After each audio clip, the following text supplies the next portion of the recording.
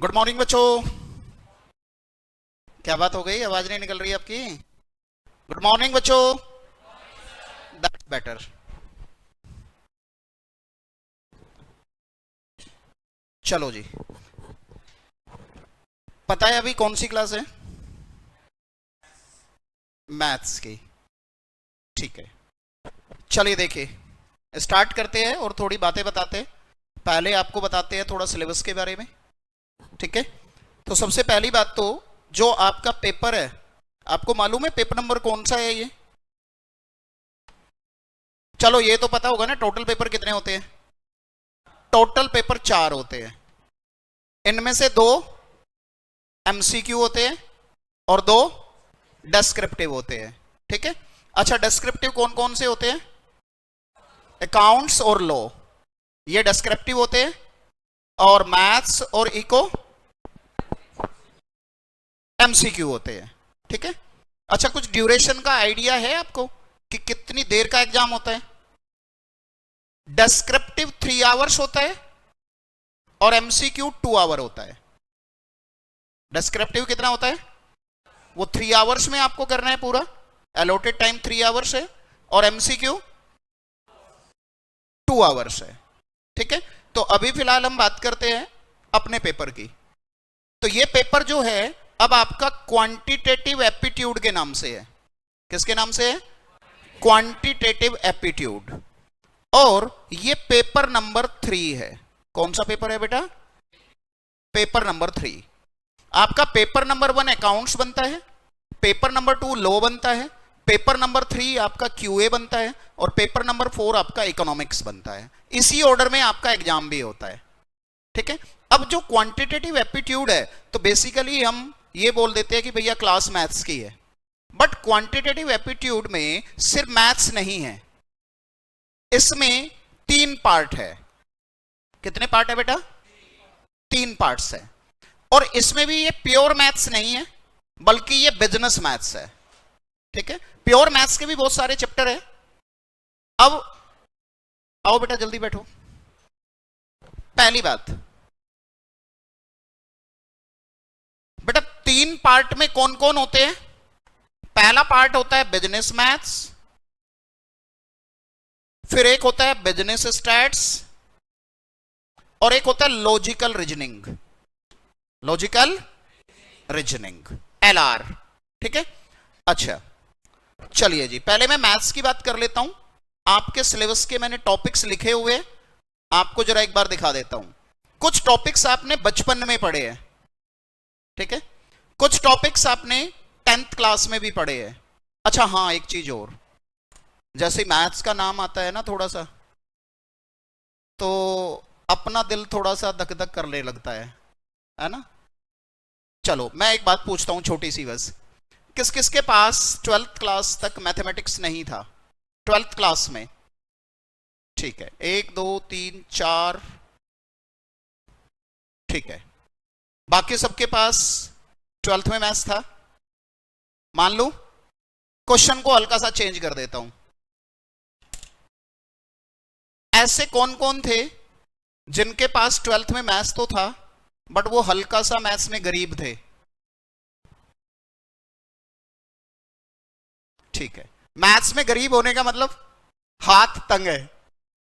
Maths लिया है but हाथ थोड़ा तंग है, उसको हम बोलते हैं मैथ्स में गरीब होना। ठीक है, तो पहली बात, आप एक बात मान के बैठना कि भैया किसी के पास 12th में मैथ्स था या नहीं था, मुझे फर्क नहीं पड़ता। आप बोलोगे अरे सर ऐसा मत बोलो, आपको फर्क नहीं पड़ता तो हम तो लुट जाएंगे, है ना। तो उसके पीछे कारण है। कारण क्या है? कारण यह है, मैं कोई भी टॉपिक पढ़ाऊंगा या पढ़ाता हूं, मैं उस टॉपिक को बिल्कुल स्टार्टिंग से ही शुरू करता हूं। ठीक है, तो अगर किसी ने वो पढ़ा भी नहीं हुआ है तो उसे कोई फर्क नहीं पड़ेगा। हाँ ये बात जरूर है, जिसने वो पढ़ा हुआ है उसको हल्का सा साइकोलॉजिकल एडवांटेज होगा क्योंकि उसने वो चीजें सुनी हुई है। लेकिन इसका मतलब ये नहीं है कि उस बच्चे का डिसएडवांटेज है जिसने वो सुना नहीं है। ठीक है, बस एक बात याद रखनी है, सर कराएंगे और हम करेंगे तो 100% होगा। और आज से अगर कोई मैथ से डरता है तो मैथ से डरना मना है, मैथ से डरना मना है। क्योंकि आप जानते हो ना, अगर कोई बंदा डरता है तो उसको 2 चांटे एक्स्ट्रा पड़ते हैं, डरने वाले को तो कोई भी चांटे मार के चला जाता है ना। तो आपने मैथ से पहली बात तो डरना नहीं है, ठीक है। और जैसे जैसे आप मेरे से पढ़ते जाओगे वैसे वैसे आपका मैथ से डर निकलता चला जाएगा। और मैंने बेटा अपने 30 ईयर के करियर में, 30 ईयर हो चुके हैं मुझे पढ़ाते हुए सीए क्लासेस को, मैंने ऐसे बहुत सारे स्टूडेंट देखे हैं जो 12th क्लास में बिल्कुल टॉपर थे, मतलब टॉपर बोले तो 98-99% थे, है ना। और मैंने उनको सीए फाउंडेशन में ही धराशायी होते देखा है। यानी कि टॉपर बच्चा सीए फाउंडेशन में फेल हो गया। लेकिन मैंने ऐसे भी बच्चे देखे हैं जिनके सिर्फ 50% मार्क्स थे, जो आईसीआई का क्राइटेरिया है कि आपके 50% मार्क्स अगर 12th में हैं तो आप सीए कोर्स के लिए आ सकते हो। मैंने ऐसे बच्चे भी देखे हैं जो सिर्फ मिनिमम क्राइटेरिया को ही फिल कर रहे थे, और वो फर्स्ट अटेम्प्ट सिर्फ सीए फाउंडेशन नहीं, सीए इंटर, सीए फाइनल, सब फर्स्ट अटेम्प्ट करते हुए गए हैं। ऐसे कम से कम 5 बच्चे तो मेरे रिश्तेदार हैं और मेरे पढ़ाए हुए हैं। मैं जब भी कोई बच्चा सीए क्लासेज में आता है तो मैं उसको सिर्फ एक बात बोलता हूं, आपसे बस 10 मिनट बात करूंगा, फिर उसके बाद पढ़ाई शुरू करेंगे। मैं सिर्फ एक क्वेश्चन पूछता हूं, मैं कभी ये नहीं पूछता आपके 12th में कितने मार्क्स थे, क्योंकि वो मैटर ही नहीं करता। मैं कहता हूं कि बच्चे क्या आप मेहनत कर सकते हो? तो अगर आंसर यस है कि यस मेहनत तो मैं खूब करूंगा, तो आपको सीए बनने से कोई रोक ही नहीं सकता। यहां इंटेलिजेंसी नहीं चाहिए होती है, इंटेलिजेंसी बस एक्स्ट्रा है, मुझे एक्स्ट्रा बेनिफिट है। यहां पे क्या चाहिए होता है? मेहनत। और मेहनत का मतलब ये नहीं कि बिल्कुल मजदूर बन जाओ, हरदम पढ़ते रहो। मेहनत का मतलब होता है बस रेगुलरिटी में पढ़ना, जितना काम कराया गया उतना करते जाओ, अपने आप सब कुछ इजीली हो जाता है।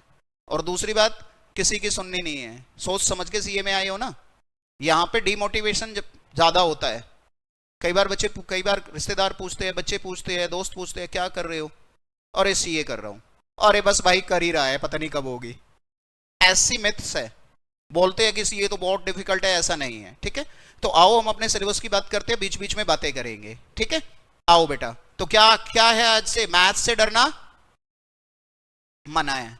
और मैं बता रहा था कि नॉन मैथ्स वाले बच्चे भी मैंने ऐसे देखे हैं जो 90, 92, 95 मार्क्स लेके आए हैं।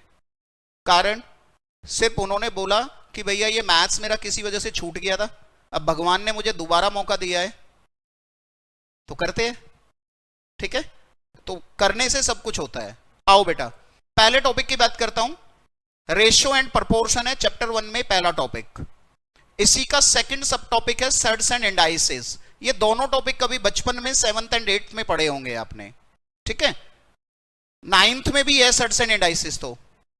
और लोगरिथम, बेटा लोगरिथम के नाम से सीबीएसई में कोई अलग से टॉपिक नहीं है, बट इसके रूल तो अप्लाई होते ही है जिसने मैथ्स पढ़ा हुआ है। तो पहला चैप्टर में कितने टॉपिक? 3। सेकंड आता है इक्वेशंस। इक्वेशंस में बेटा हमको क्या क्या पढ़ना है? Linear equation, quadratic equation, cubic equation, ये सब पढ़ना है, ठीक है। थर्ड आता है लीनियर इनइक्वालिटी, और जो 12th में पढ़ के आए हैं उन्होंने वहां पे इस चैप्टर को लीनियर प्रोग्रामिंग के नाम से पढ़ा है। ये लीनियर इनइक्वालिटी वो ग्राफ वाला चैप्टर।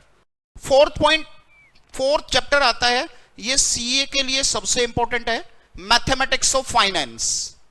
मैथमेटिक्स ऑफ फाइनेंस ऐसा चैप्टर है, इसको कोई भी बच्चा बड़े इजीली करता है और सबसे ज्यादा क्वेश्चन इसी चैप्टर से आते हैं। आओ, नेक्स्ट चैप्टर आता है permutation and combination. Next chapter आता है sequence and series. Next chapter आता है set, relation and function. Next chapter आता है कैलकुलस। ओहो हो, जैसे ही कैलकुलस आता है टेंशन शुरू हो जाती है ना। लेकिन यहां पे कैलकुलस में सबसे बड़ा भूत क्या होता है मैथ्स में, ये बताओ? सबसे बड़ा भूत, नहीं इंटीग्रेशन को छोड़ दो, उससे पहले वाला भूत बताओ एक। ट्रिग्नोमेट्री, ठीक है, क्योंकि इंटीग्रेशन में भी अगर दिक्कत आता है तो वो ट्रिग्नोमेट्रिक कहां क्या पुट करेंगे वही करता है। तो बेटा पूरी सीए फाउंडेशन के अंदर ये भूत तुम्हें नजर नहीं आने वाले हैं। ट्रिग्नोमेट्री नहीं है, साइन कोस टेन खत्म, इनवर्स ट्रिग्नोमेट्री नहीं है, sine inverse cos inverse tan inverse खत्म, सिर्फ और सिर्फ बेसिक डिफरेंशिएशन है, बेसिक इंटीग्रेशन है। कौन कौन है? ओनली बेसिक, अलजबरा का, बस किसका? अलजबरा, ट्रिग्नोमेट्री नहीं है। अच्छा बात करते हैं हम कैलकुलस की, डिफरेंशिएशन सिर्फ बेसिक। इसके बाद में आपने पढ़ते थे एप्लीकेशन ऑफ डेरिवेटिव पढ़ते थे, पूरे साल बच्चा परेशान रहता है, मैक्सिमा मिनिमा निकालो, इंक्रीजिंग डिक्रीजिंग करो, सिलेंडर के अंदर कोन आ गया, कोन के अंदर सिलेंडर आ गया, स्फीयर के अंदर सिलेंडर आ गया, कुछ भी नहीं है उसमें से। तो देखो हल्का हल्का सा ना जो मैथ्स पढ़ के आए हैं वो भी इजी होने लगे हैं। हाँ यार चलो मुश्किल वाले तो हट ही गए, है ना। तो फिर एओआई एरिया निकालते थे, वो भी नहीं है सिलेबस में। डिफरेंशियल इक्वेशन नहीं है, तो कैलकुलस का मैक्सिमम पार्ट तो है ही नहीं। फिर है क्या? बेसिक डिफरेंशिएशन, बेसिक इंटीग्रेशन, और उसके बाद में नेक्स्ट आती है इसकी एप्लीकेशन। एप्लीकेशन आपकी वो है जो आप इकोनॉमिक्स में पढ़ के आए हो। टोटल कॉस्ट क्या होती है, एवरेज कॉस्ट क्या होती है, मार्जिनल कॉस्ट क्या होती है, मार्जिनल रेवेन्यू क्या होता है, एवरेज रेवेन्यू क्या होता है, प्रॉफिट कब मैक्सिमम होगा, कॉस्ट कब मिनिमम होगी, वो सब मैथमेटिकली पढ़ना है यहां। वो सब क्या पढ़ना है? मैथमेटिकली। इसके बाद में एक चैप्टर आता है लिमिट्स एंड कॉन्टिन्यूटी, ये भी कैलकुलस का ही पार्ट है। तो बेटा मैथ्स वाले पार्ट में आपको टोटल कितने चैप्टर नजर आ रहे हैं? 9। तो मैथ्स में कितने चैप्टर है? 9। इसके बाद में हम आगे बढ़ते हैं, सेकंड पार्ट आता है स्टैटिस्टिक्स का। तो एक थ्योरी चैप्टर है स्टार्टिंग वाला, लिखने की जरूरत नहीं है, रहने दो, चैप्टर मत लिखो, चैप्टर्स को नोट करने की जरूरत नहीं है कोई। मैं बाद में ये पीडीएफ भी शेयर करा दूंगा तुम्हें, लेकिन चैप्टर्स की जरूरत नहीं है, ठीक है। जब तक मैं बोलूं लिखना नहीं है अभी, बस मैं एक बार सिलेबस दिखा रहा हूं बस तुम्हें, है ना। स्टैटिस्टिकल डिस्क्रिप्शन ऑफ डाटा, ये सिर्फ थ्योरी पार्ट है। साथ में एक टॉपिक इसमें नया ऐड हुआ है, सैंपलिंग थ्योरी। फिर आता है measure of central tendency and dispersion. आपको याद आ जाएगा mean, mode, median, arithmetic mean, geometric mean, harmonic mean, ये सब इसके अंदर पढ़ने हैं। Standard deviation, quartile deviation, mean deviation, जो आप 11th में इको में पढ़ते थे। कहां पढ़ते थे? 11th इको में पढ़ते थे। फिर नेक्स्ट चैप्टर आता है correlation and regression. 11th eco में आपने कोरोलेशन पढ़ा था, क्या पढ़ा था? रैंक कोरोलेशन, कार्ल पियर्सन, ये 11th इको में है। रिग्रेशन नहीं था वहां, तो रिग्रेशन एक तरह से न्यू एडिशन है। फिर एक आता है इंडेक्स नंबर, है ना, लास्पियर, पास्ची, मार्शल, ये 11th इको में आपने देखे होंगे। आओ नेक्स्ट चैप्टर आता है, अभी मैथ्स में आपने एक चैप्टर नहीं देखा था, प्रोबेबिलिटी। प्रोबेबिलिटी यहां स्टैट्स के अंदर है, और एक टॉपिक है थियोरेटिकल डिस्ट्रीब्यूशन, ये भी प्रोबेबिलिटी के ऊपर बेस्ड है। तो बेटा स्टैट्स में कितने चैप्टर नजर आ रहे हैं? 6, और मैथ्स में कितने थे? 9। अब बात करते हैं एलआर की। एलआर में पहला चैप्टर है coding, decoding, number series and odd man out. दूसरा चैप्टर है डायरेक्शन सेंस टेस्ट। तीसरा चैप्टर है सिटिंग अरेंजमेंट, और चौथा चैप्टर है ब्लड रिलेशन। तो टोटल चैप्टर कितने हो गए अगर देखे जाए तो? 9, इसमें 4 हो गए, लेकिन ओवरऑल 9 + 6 + 4, तो 19 चैप्टर ओवरऑल है। कितने चैप्टर है? 19 चैप्टर ओवरऑल है। इनमें से आपके एग्जाम में टोटल 100 क्वेश्चन आने हैं। एग्जाम में कितने क्वेश्चन आते हैं? 100 क्वेश्चन आते हैं। सारे क्वेश्चन एमसीक्यू बेस होते हैं। कैसे होते हैं? एमसीक्यू। पासिंग क्राइटेरिया 40% हर एक सब्जेक्ट में होने चाहिए, लेकिन 40% हर एक में मानूं तो 160 ही होते हैं। तो एक और फंडा है, एग्रीगेट 50% होना चाहिए, यानी कि सब में 40-40 से का बात नहीं बनेगी। ओवरऑल 200 भी होने चाहिए। अच्छा नेक्स्ट आता है, अगर आपने क्वेश्चन करेक्ट किया है तो आपको प्लस का 1 मिलता है, और अगर आपने गलती से गलत कर दिया तो नेगेटिव मार्किंग है। 0.25 गलत क्वेश्चन पे डिडक्ट हो जाता है, तो नेगेटिव मार्किंग भी है। बात समझ आई यहां तक? अच्छा, इसके बाद में बात कर लेते हैं जी, ये सारी बातें हो गई।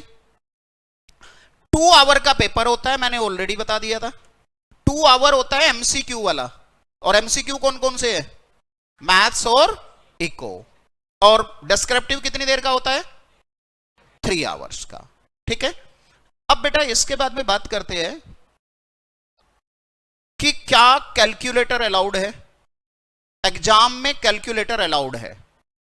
अब जैसे ही कैलकुलेटर की बात आती है, एक कैलकुलेटर नॉर्मल होता है और एक कैलकुलेटर साइंटिफिक होता है। तो बच्चे साइंटिफिक कैलकुलेटर अलाउड नहीं है, सिर्फ कौन सा कैलकुलेटर अलाउड है? नॉर्मल। अब मैं आपको एक कैलकुलेटर दिखा रहा हूं जो मेरे पास है, लिखा भी है, ये कैसियो का कैलकुलेटर है, MJ12D मॉडल नंबर है। आपने ये कैलकुलेटर अगर नया लेना है, आपके पास नहीं है, तो ये परचेज करना है। और अगर आपके पास ऑलरेडी कैलकुलेटर है तो नया परचेज मत करना। उससे पहले ये श्योरिटी रखना कि उसमें एक GT का बटन होना चाहिए, एक MRC होना चाहिए, एक M+ होना चाहिए, एक M- होना चाहिए। ये 4 बटन के साथ साथ वो कैलकुलेटर 12 डिजिट का होना चाहिए। लिखा होता है कितने डिजिट कैलकुलेटर है। कई बार बच्चे कहते हैं कि सर मेरा तो 16 डिजिट है, जो आपने बताया उसके ऊपर 4 है, मेरा तो और बेटर है। ऐसा नहीं होता। कैलकुलेशन के लिए स्टैंडर्ड कैलकुलेटर कौन सा होता है? 12 डिजिट। नहीं तो फिर आपकी कैलकुलेशन मैच नहीं होगी। जो हम बताएंगे इसमें आपको कुछ ट्रिक्स। ठीक है, बात समझ में आई? तो कैलकुलेटर आपने लेना है। ठीक है, अब थोड़ा सा बस एक बात और बता के हम अपने टॉपिक पे आ जाएंगे। मैथ्स में बेटा अगर आपको पेपर 2 घंटे में करना है, बल्कि 1.25 घंटे में करना है, 15 मिनट तो लास्ट में चेकिंग के लिए बचने चाहिए। ठीक है, तो 2-3 बातों की इंपॉर्टेंस है। सबसे पहला, शॉर्टकट। इसमें आपको शॉर्टकट्स आने चाहिए। जितने ज्यादा शॉर्टकट आएंगे उतनी जल्दी आपका पेपर होगा। बेसिकली मैं इसको शॉर्टकट नहीं कहता हूं, मैं इसको कहता हूं जुगाड़। क्या बोलते हैं? जुगाड़। तो मैं पूरी क्लास में यही बोलूंगा, भैया आओ करते हैं जुगाड़। ठीक है, दूसरा कैलकुलेटर ट्रिक। Calculator trick. ठीक है, हम आपको कैलकुलेटर पे क्वेश्चंस करने सिखाएंगे ताकि पेपर पेन पे कम काम करे। ठीक है, अच्छा नेक्स्ट, सिर्फ अगर मैं शॉर्टकट की बात करूंगा और ज्यादा शॉर्टकट पे ध्यान दूंगा तो मैं कॉन्सेप्चुअली स्ट्रांग नहीं हो पाऊंगा। ठीक है, आपका कॉन्सेप्ट भी अच्छा होना चाहिए। कॉन्सेप्ट अच्छा होगा तो क्वेश्चन को वो कैसे भी घुमाएंगे आप उसको पकड़ लोगे। ठीक है, तो 2 तरह के क्वेश्चन होते हैं, एक तो सीधा कान पकड़ा और एक घुमा के कान पकड़ा। कान आपका ही पकड़ रहे हैं, तो बस आपको यह समझना है कि कब वो कान घुमा के पकड़ रहा है। तो उसके लिए आपको क्या करना पड़ेगा? कॉन्सेप्चुअली स्ट्रांग होना पड़ेगा, और वो तो हम करेंगे आपको। ठीक है, नेक्स्ट एक लास्ट पॉइंट फिर स्टार्ट करते हैं। आप आज एक रजिस्टर लेके आए हो, ठीक है, आपने क्या करना है, एक मैथ्स के लिए मतलब पूरे क्यूए के लिए एक छोटी कॉपी और बनानी है। क्या बनानी है? छोटी कॉपी। और उस छोटी कॉपी में कम से कम 100 पेज तो होने ही चाहिए। नहीं तो एक बार एक बच्चा 20 पेज की ले आया था, मैंने बोला सर आपने छोटी बोला था, मुझे इससे छोटी मिली नहीं। तो मिनिमम 100 पेज होने चाहिए। इस 100 पेज के अंदर आप क्या करोगे? आपने इसमें सारा कॉन्सेप्ट लिखना है, सारे शॉर्टकट लिखने हैं सिर्फ, और सारे आपने लिखनी है कैलकुलेटर ट्रिक। ठीक है, तो फिर पता है क्या हो जाएगा, ये कॉपी बाद में मैजिक कॉपी बन जाएगी, क्योंकि आपको वो उतनी मोटी बुक नहीं पढ़नी, आपको इसे ही पढ़ना है। अब इसे पढ़ोगे और मैं कैसे पढ़ोगे वो आपको पेपर तक याद हो जाएगी, ये चीज पेपर तक याद हो जाएगी। तो ये कॉपी और बनानी है, और शॉर्टकट बेटा इतने हो जाएंगे। नहीं तो बच्चे लास्ट में एक बात बोलते हैं, क्या कि सर इन शॉर्टकट को याद करने की भी कोई शॉर्टकट बता दो। तो शॉर्टकट की याद करने की ट्रिक पहले ही बता दी है। क्या करना है? छोटी कॉपी बनानी है, छोटी कॉपी बनानी है, इससे याद अपने आप हो जाएगा। ठीक है, आओ बेटा, अब मुझे आप थोड़े से बोर लगने लगे हो तो हम शुरू कर देते हैं आपको पढ़ाना।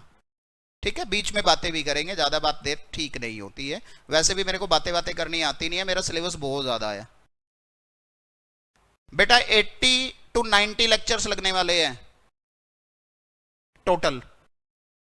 80 to 90 लेक्चर्स में खत्म होगा जाके ये क्यूए।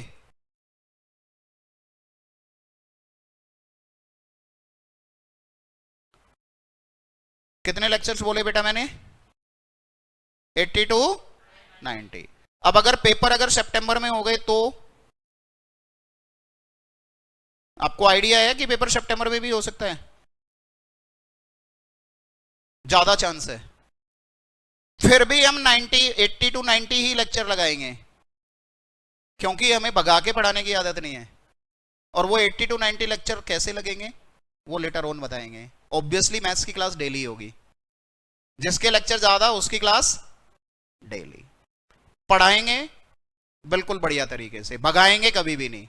जिस स्पीड पे पहली क्लास में शुरू होगा उसी स्पीड पे लास्ट क्लास भी होगी। नहीं तो फिर कई टीचर्स क्या करते हैं, पहले तो कहते हैं आओ बैलगाड़ी में बैठो, और जैसे जैसे टाइम कम बचता है, चैप्टर ज्यादा बचे हैं, सिलेबस ज्यादा बचे हैं, कहते हैं आओ बच्चों जंबो जेट पे चलो, है ना? तो फिर तो गलत है ना, धोखा है, ऐसा नहीं होगा। ठीक है, और एक लास्ट पॉइंट बस बेटा, देखो ग्रुप कोचिंग ना हमेशा बेस्ट मानता हूं मैं। इंडिविजुअल कोचिंग बेकार होती है, बकवास होती है। होम ट्यूशंस लेते हैं ना, उससे बकवास कुछ भी नहीं होता। लेकिन ग्रुप कोचिंग किन के लिए अच्छी होती है? पहली बात, आप सेल्फिश बन जाओ। सेल्फिश होना एज ए पर्सन अच्छा नहीं है, लेकिन स्टूडेंट को हमेशा सेल्फिश होना चाहिए। क्या बच्चा कैसे सोचता है? आज आप अभी 25 बच्चे बैठे हो, कल को 50 भी बैठेंगे, 70 भी बैठेंगे, 80 भी बैठेंगे, है ना? और बड़ी क्लास में कहीं चले जाओगे, आगे जाके और भी ज्यादा हो जाएंगे। तो बच्चे को दिमाग में एक बात आती है, अगर उसे कोई समझ नहीं आ रहा, क्या अकेला मैं हूं नालायक इस पूरी क्लास में, मुझे समझ नहीं आ रहा, बाकी सबको तो समझ आ रहा है, अकेला मैं हूं। अगर मैं पूछूंगा तो ये बाकी सब क्या सोचेंगे? बाकी सब कौन? बच्चे। तो ये नेगेटिव थिंकिंग है। आप कैसे सोचोगे? आप सोचोगे सर ने बराबर पढ़ाया है ना, मुझे समझ नहीं आ रहा तो इन्हें कहां से आ जाएगा। अब ये किसी वजह से चुप बैठे हैं। अब देखो, एक तो मैं सेल्फिश हूं, मुझे अपने से मतलब है, मुझे नहीं समझ आया तो मुझे पूछना है। दूसरा, मैं हिम्मत वाला भी हूं, मैं पूछ लेता हूं, इनका भी भला हो जाएगा। तो this is the positive way. ठीक है, दूसरी बात, सर क्या सोचेंगे? अरे सर क्या सोचेंगे? सर क्यों सोचेंगे भाई? बेसिक क्या है? आप समझने आए हो, सर समझाने आए हैं, सर की जिम्मेवारी है आपको समझाए, है ना? तो आपको क्या करना है? स्टडी में क्या होना चाहिए? सेल्फिश। और एक दूसरी बात, स्टूडेंट अच्छा है या खराब है ऐसा कुछ भी नहीं होता है, सब अच्छे होते हैं। और वो अच्छा बन जाता है कब? अगर वो अच्छा लिसनर है। जो अच्छा लिसनर है वो अच्छा स्टूडेंट है। अगर अच्छा लिसनर आज बन जाओगे तो आज से ही आपके अंदर चेंज आ जाएगा। आपको सुनना अच्छा है, जो टीचर बता रहे हैं उसको ध्यान से सुनो। ठीक है, बस फिर देखो टर्न अराउंड हो जाएगा। आओ स्टार्ट करते हैं अब। ठीक है, आओ बेटा। देखो सबसे पहले हमने टॉपिक लिखा था मैथ्स का, ratio and proportion.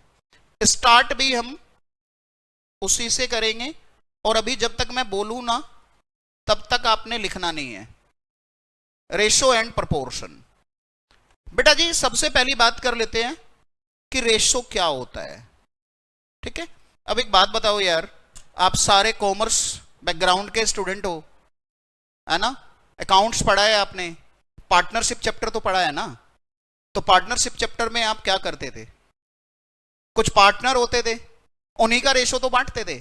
Profit sharing ratio है, इन्वेस्टमेंट रेशो है ना? गुडविल लेके आता है, किस रेशो में लेके आ रहा है, सैक्रिफाइसिंग रेशो है, वहां पे आप सब क्या करते थे? रेशो ही तो निकालते थे। बट बेटा हम बात मैथमेटिकली कर रहे हैं। हम बात कैसे कर रहे हैं? मैथमेटिकली। तो सारे बच्चे एक बार ध्यान से सुनेंगे। रेशो क्या होता है? किन्हीं दो या दो से ज्यादा टर्म्स को अगर मुझे कंपेयर करना है, किन्हीं दो या दो से ज्यादा टर्म को कंपेयर करना है, तो किन्हीं दो या दो से ज्यादा टर्म्स का कंपैरिजन ही रेशो कहलाता है। लेकिन अगर मैं सिर्फ कंपैरिजन वर्ड बोलूं तो यह गलत है। मुझे साथ में बोलना है दो या दो से ज्यादा लाइक टर्म। कैसी टर्म? Like term. यानी कि कंपैरिजन भी सिर्फ किसका होना चाहिए? एक जैसी है। अब लाइक टर्म का मतलब, अगर मैं पहले का वेट ले रहा हूं तो दूसरे का भी वेट ही लूं। अगर मैं पहले की हाइट ले रहा हूं तो दूसरे की भी हाइट ही लूं। अगर मैं पहले की इनकम 6 महीने की ले रहा हूं तो दूसरे की भी इनकम 6 महीने की लूं। समझ में आ रही है बात? अच्छा, लेकिन इसमें आप बोलोगे सर जी हमने बचपन में क्वेश्चन किए थे कि एक रेक्टेंगल है, रेक्टेंगल की लेंथ और ब्रेथ का रेशो 3:4 है। रेक्टेंगल की लेंथ और ब्रेथ का रेशो 4:3 है। मैंने उल्टा बोल दिया, पहले लेंथ और ब्रेथ का रेशो क्या दिया है? 4:3। सर जी आप तो कह रहे थे कि अगर एक की लेंथ है तो दूसरे की भी लेंथ होनी चाहिए, अगर एक की हाइट है तो दूसरे की भी हाइट होनी चाहिए। यहां तो सर हमें लेंथ और ब्रेथ का रेशो दे रहे हैं। तो वहां पे एक दूसरी कंडीशन और होती है, या तो वो बिल्कुल सेम टर्म हो या उनकी यूनिट सेम हो। या तो वो बिल्कुल सेम टर्म हो या उनकी यूनिट सेम हो। अब ऐसा हो सकता है कि लेंथ 40 सेंटीमीटर है और ब्रेथ 30 सेंटीमीटर है, तो लाइक हो गई या नहीं? तो लाइक कब होगी टर्म, जरा एक बार बताओ। या तो दोनों की नेचर एक जैसी हो या उनकी यूनिट सेम हो। अच्छा, रेशो में कितनी टर्म का होना जरूरी है? कम से कम 2। कम से कम 2। 2 से ज्यादा कितनी भी हो सकती है, लेकिन स्टैंडर्ड रेशो 2 टर्म का होता है। स्टैंडर्ड रेशो 2 टर्म का होता है। ठीक है, तो अब मैं लिखाऊंगा क्या होता है ratio. Ratio is used to compare two or more like terms or having same unit। ठीक है। अच्छा, स्टैंडर्ड रेशो को कैसे लिखते हैं बेटा? एक मिनट रुक जाओ बस, अभी थोड़ी देर बाद लिखना। Standard ratio is written as, ऐसे लिखते हैं ए रेशो। अच्छा, रेशो का मतलब हमेशा डिवीजन से ही होता है। रेशो का मतलब किससे होता है? अच्छा, इसको आप क्या बोलते थे जब डिवाइड करते थे? न्यूमरेटर। इसको क्या बोलते थे? डिनोमिनेटर। तो न्यूमरेटर के लिए मैंने एनआर लिख दिया और डिनोमिनेटर के लिए मैंने, अच्छा साथ में, लेकिन जब रेशो की फॉर्म में लिखते हैं तो बच्चों पहली टर्म कहलाती है एंटीसीडेंट और दूसरी टर्म कहलाती है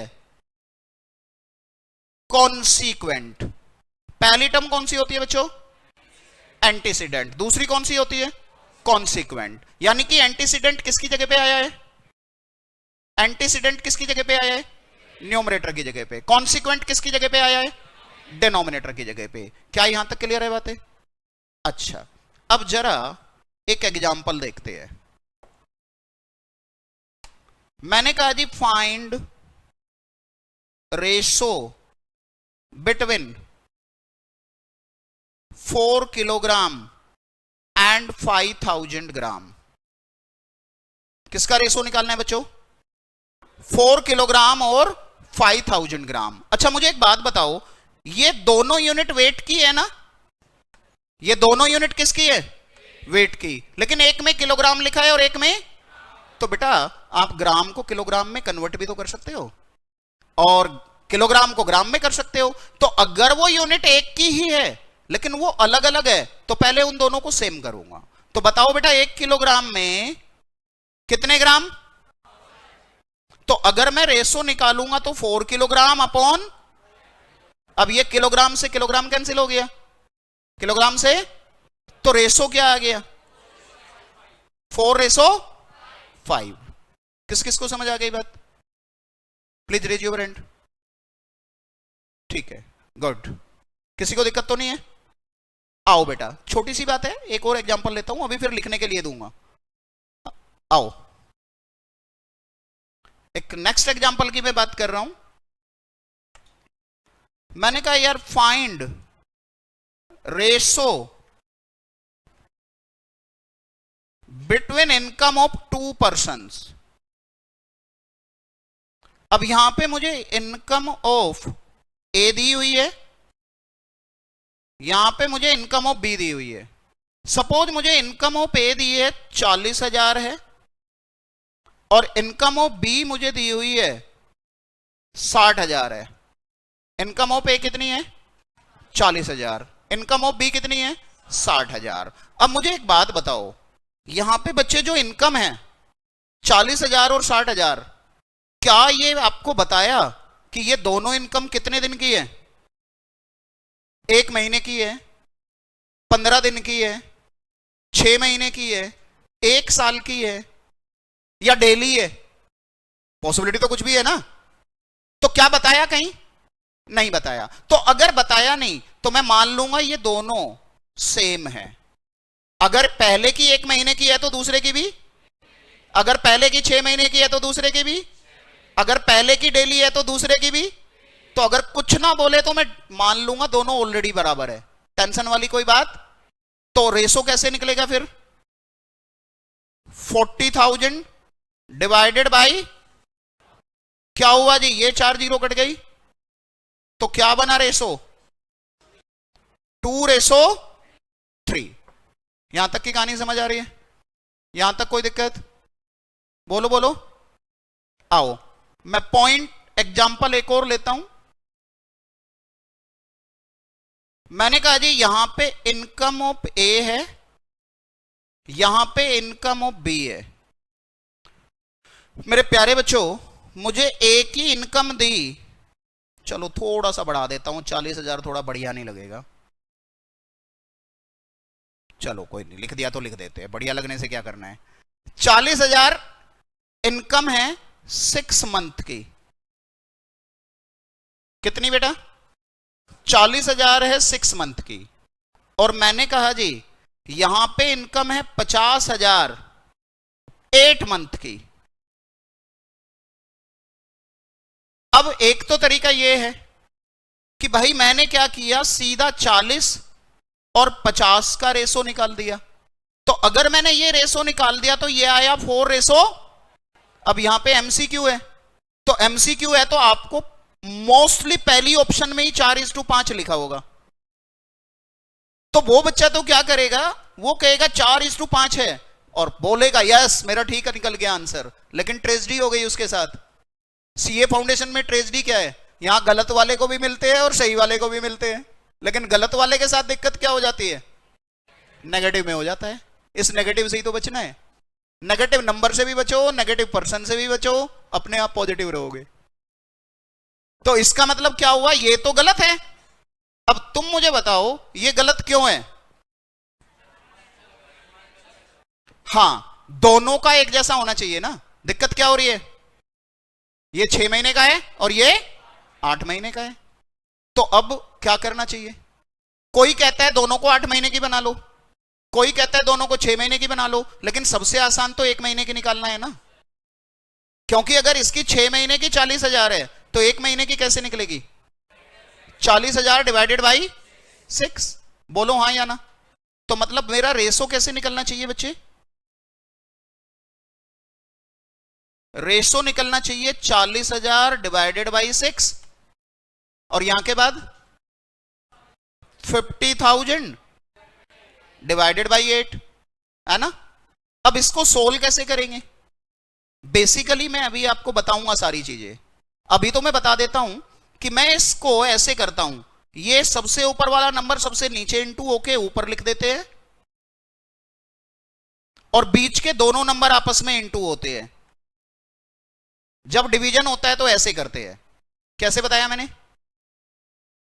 रेसिप्रोकल करके भी बताऊंगा अभी तो मैं सिंपल बताया कि कैसे करते हैं। सबसे ऊपर वाला नंबर सबसे नीचे इंटू करके न्यूमरेटर में लिख दो और बीच के दोनों नंबर इंटू करके कहां लिख दो? डिनोमिनेटर में लिख दो। अब क्या हुआ बेटा, ये 4 जीरो कट गई, 4 जीरो कट गई, और भी कट रहा है क्या कुछ? 2 4 जा 8, 2 3 जा, और भी कट रहा है क्या? कितना रेशो आ रहा है? कितना आ रहा है? 16:15 आंसर है। किस किस को समझ आई बात? कोई, चलो जी, कोई ऐसा बच्चा जिसको ये बात समझ ना आई हो, और इसमें शर्माना नहीं है। शर्माओगे तो गड़बड़ हो जाएगी। शर्माजी नहीं बनना है इसमें कि शर्माते रहो शर्माते रहो शर्माते रहो, नहीं शर्माना है। नहीं समझ में आए तो पूछना है, और ये पहली क्लास में नहीं, लास्ट क्लास तक। 2 बार के में भी नहीं आया तो तिबारा भी पूछो, आपका हक है। ठीक है, क्लियर है? ठीक है, अब बस एक छोटी सी बात बता रहा हूं, फिर मैं लिखने के लिए दूंगा तुम्हें। ठीक है, धीरे धीरे आप मेरे साथ हैबिचुअल हो जाओगे, तो मैं कई बातें अपने साथ साथ लिखवाया करूंगा, कई मैं आपको रोक दूंगा कि अभी मत लिखो, पहले समझो। ठीक है, तो आओ मैं आपको एक बेसिक पॉइंट क्लियर कर देता हूं। देखो बेटा, छोटी सी छोटी बात भी मैं पढ़ा के चलूंगा, क्योंकि अगर टीचर ने ये मान लिया कि ये तो सब कुछ समझदार है, इन्हें सब कुछ आता है, तो वो पढ़ाएगा क्या? क्योंकि अगर किसी बच्चे को वो बात उसके दिमाग से निकल गई है तो उसको याद भी तो दिलाना है। मैं ये नहीं कहता उसे आता नहीं है, कई बातें ऐसी भी तो है जो दिमाग से निकल जाती है। तो मैं ये कहता हूं, पुरानी बातों पे मिट्टी डालो, नई शुरुआत करते हैं। किसने क्या पढ़ा क्या नहीं पढ़ा मुझे फर्क नहीं पड़ता, मैं बिल्कुल शुरुआत से ही पढ़ाऊंगा, तो डिसएडवांटेज किसी को भी नहीं है। तो आओ पहले हम देखते हैं, अगर मैं आपको कहता हूं divide A by B by C by D, यानी कि हम बेसिकली डिवीजन ऑफ फ्रैक्शंस देख रहे हैं यहां। ठीक है, तो डिवीजन ए बाई बी को इससे डिवाइड करने का मतलब है, आप कुछ मत करो, बाद वाले के रेसिप्रोकल से गुणा कर दो। तो इसका मतलब क्या है? इसका मतलब है multiply A by B by D by, तो किसका रेसिप्रोकल करना है, पहले वाले का या बाद वाले का? बाद वाले का रेसिप्रोकल करके गुणा कर देना है। तो बताना जरा क्या हो जाएगा फिर? AD by BC, AD by BC. आओ जरा दूसरा पॉइंट देखता हूं, divide A by B by C. A by B को डिवाइड करना है किससे? सी से। अब अगर ये फ्रैक्शन नहीं है तो मैं यहां पे 1 लिख दूंगा ना यार। तो अब बताओ क्या करूं? ए बाई बी को गुणा कर दूं किससे? इस सी बाई 1 के रेसिप्रोकल से। अब सी बाई 1 का रेसिप्रोकल क्या होगा? तो इनटू में 1 बाई सी, यानी कि ए अपॉन बी सी। अच्छा मुझे एक बात बताओ, आओ divide A by C by D, A को डिवाइड करना है, ए को डिवाइड करना है बाई बी बाई सी। तो अब कैसे करोगे? ए को गुणा कर दूंगा किससे? सी बाई बी से। आई थिंक बड़ा आसान हो गया। जो मैं वहां बता रहा था कि ऊपर वाले को नीचे के साथ गुणा करते, बीच वाले को गुणा करते, उसमें आप अटक जाओगे, क्योंकि ये सिचुएशन पे डिपेंड करता है कि वो ऊपर इंटू होगा या डिनोमिनेटर में इंटू होगा। इट डिपेंड्स ऑन सिचुएशन की फ्रैक्शन कैसे है। तो सबसे सिंपल रूल क्या है? जब भी मुझे डिवीजन करना है तो जिससे डिवाइड करना है उसका रेसिप्रोकल करके मल्टीप्लाई कर दो। बोलो हां या ना? क्लियर है? तो देखना, अब मैंने क्या कहा था वहां पे, 40,000 बाई 6 बाई 50,000 बाई, तो कैसे निकलता? 40,000 बाई 6 गुणा में 8 बाई, बाद वाले के रेसिप्रोकल से गुणा कर दूंगा। बोलो बेटा हां या ना? क्लियर? यहां तक कोई दिक्कत? पक्का? चलो जी, भगवान तुम्हारा भला करे। अब ध्यान से सुनो, ये मेरा डायलॉग ना आप पूरे 90 लेक्चर में सुनोगे, भगवान तुम्हारा भला करे। अब ये डायलॉग पूरा तब होगा, कब? जब तुम अपने मन मन में बोले कि सबका भला तो करे लेकिन सबसे पहले मेरा करे, मेरे का मतलब खुद, ऐसा नहीं कि बाकी का भला करा दो और खुद का ना कराओ।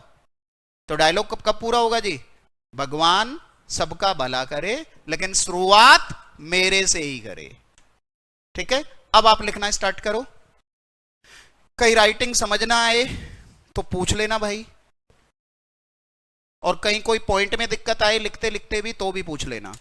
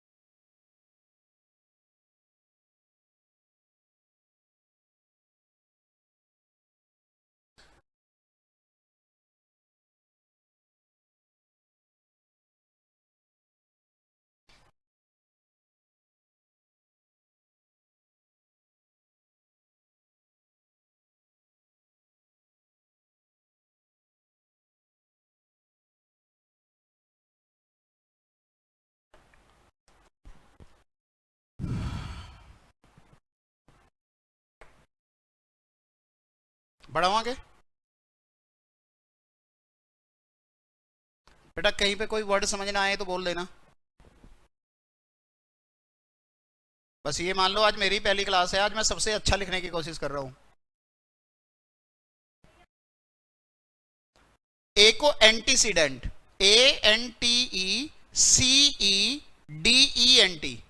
एंटीसीडेंट, और बी को लिखा है कॉन्सिक्वेंट, CONSEQUENT। ठीक है,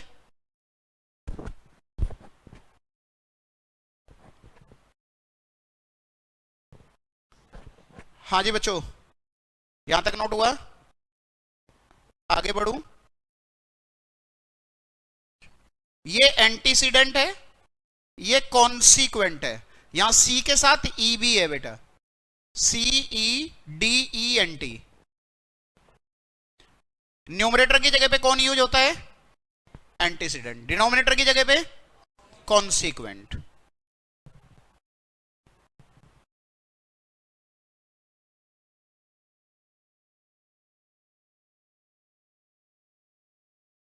हाँ बेटा, हाँ।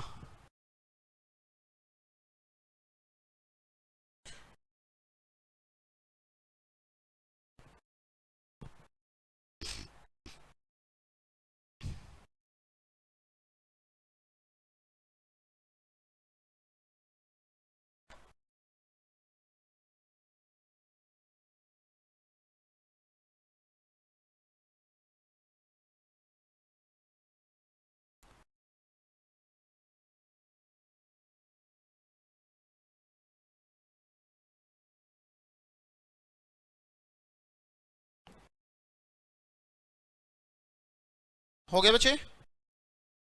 बता देना, मैं ज्यादा जल्दी तो नहीं कर रहा ना, नोट हो रहा है ना, किसी का छूटना नहीं चाहिए। ठीक है, डन। आओ थोड़ा और आगे बढ़ाते हैं। ये एग्जाम्पल है,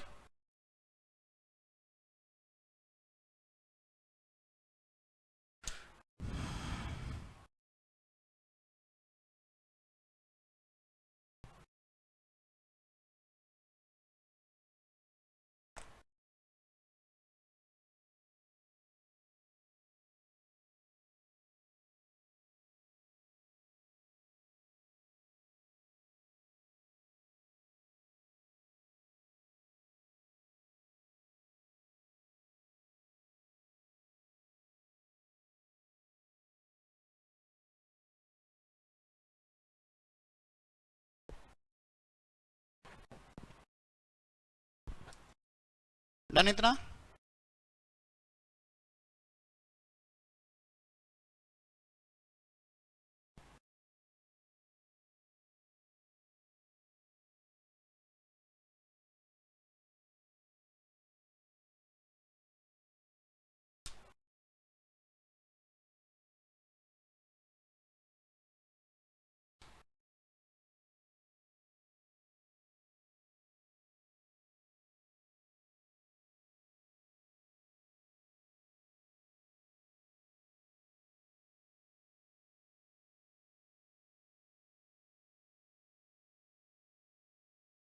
बढ़ाऊं आगे?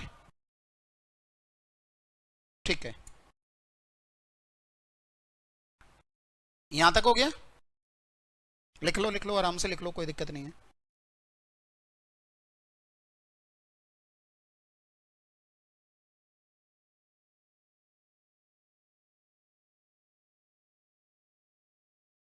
बढ़ाऊं आगे अब?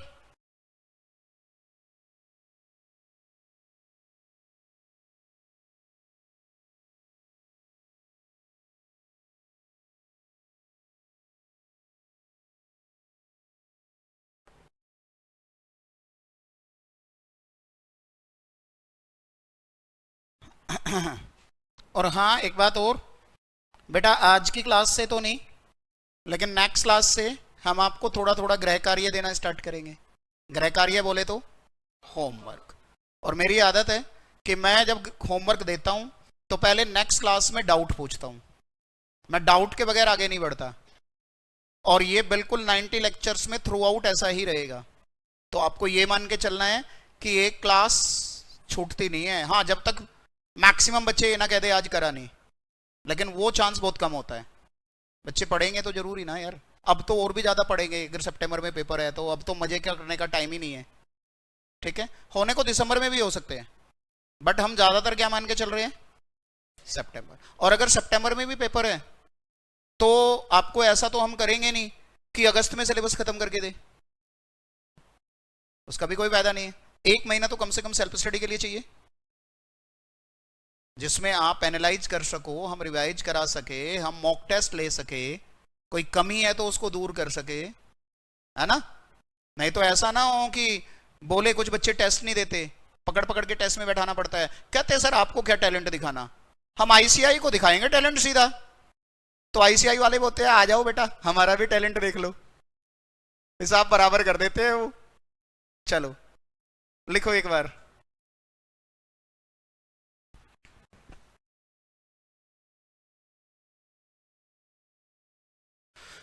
तो एक तो आपको आईसीआई से बुक मिली है, एक आपको हमारे यहाँ का भी मटेरियल मिलेगा, अभी प्रिंटिंग में है सभी टीचर्स की बुक।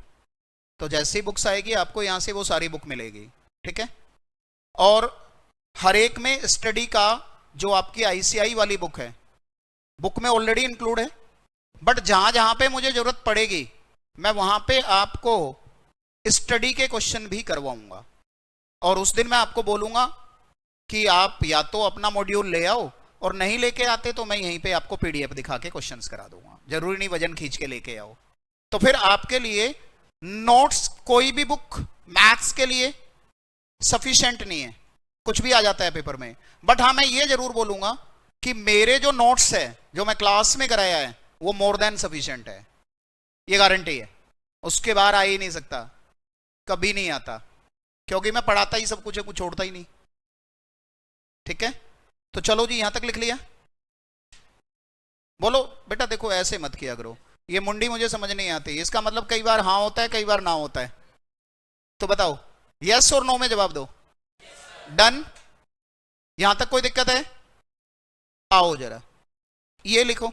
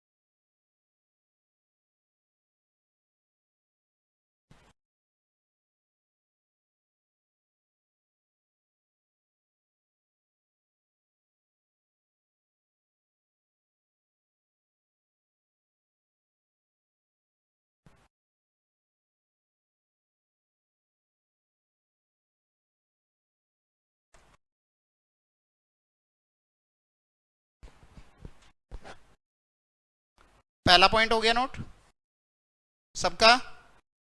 ठीक है, गुड।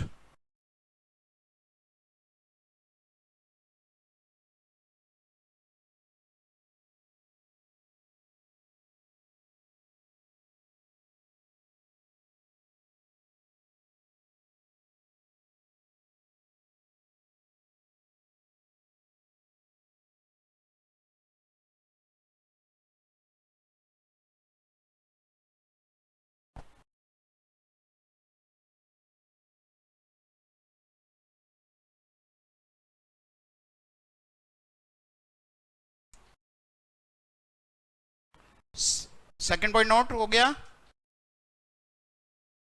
ये लो जी, ये थर्ड पॉइंट है।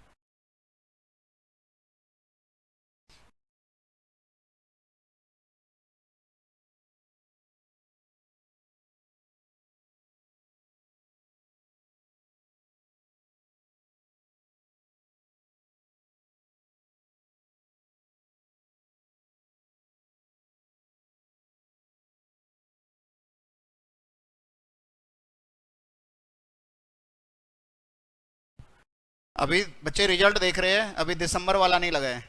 दिसंबर में मैथ्स में हाईएस्ट 99 आए हैं। हाईएस्ट कितने थे दिसंबर में? 99। अभी लगने वाला है, बस उसने आज लेट कर दिया, नहीं मैंने बोला था कि क्लास से पहले रिजल्ट लगा देना। चले आगे। तो अब देखे आप में से या आगे आने वालों में से कोई कौन उसको 100 करता है। ठीक है, उसके 100 आ जाते, वो एक क्वेश्चन छोड़ के आ गया नालायक, करके ही नहीं आया। मैंने कहा भाई कर देता, हो सकता है वो ठीक ही हो जाता। तो यानी कि एक्यूरेसी देखो, 99 करके आया, 99 आए। कहता है सर आपने कहा था ना जिस पे 100% श्योरिटी नो वो मत करना। अरे नालायक, तेरे को थोड़ा बोला था 99 कर रहा है तो 100 भी कर दे, और तू 100% श्योर है 99 में, तो कुछ भी लगा देता, क्या पता आ ही जाता नंबर। कहता मुझे ये आंसर लग रहा था। मैंने कहा यही तो आंसर है, आंसर भी ठीक सोच रहा था। चलो आगे चले, बोलो बोलो, सबका नोट हो गया? पक्का?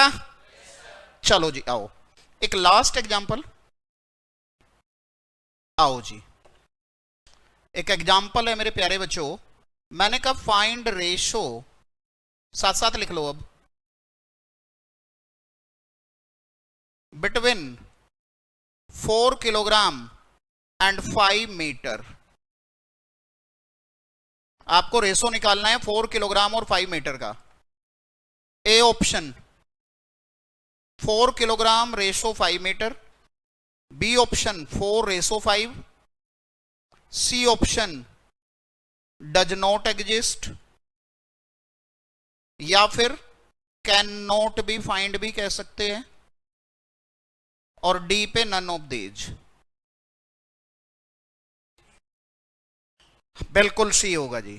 पहली बात सी क्यों होगा? देखो, क्योंकि बेटा ये देखो, ये वेट की यूनिट है, ये लेंथ की यूनिट है, और किलोग्राम में और मीटर में आपस में तो कोई रिलेशन है नहीं कि मैं कन्वर्ट कर लूं। तो अगर मैं ये भी, ये किलोग्राम है, ये किलोग्राम है, ये किलोग्राम है, ये ग्राम है, तो कन्वर्ट कर सकता हूं। ये मीटर है, ये भी मीटर है, या फिर ये मीटर है और ये सेंटीमीटर, तो कन्वर्ट कर सकता हूं। लेकिन अगर उन दोनों का आपस में लिंक ही नहीं है, मैं कन्वर्ट कर ही नहीं सकता, तो रेशो भी नहीं निकलेगा। रेशो का हमेशा डिफाइंड होना जरूरी नहीं है। सिर्फ रेशो कब डिफाइंड होता है?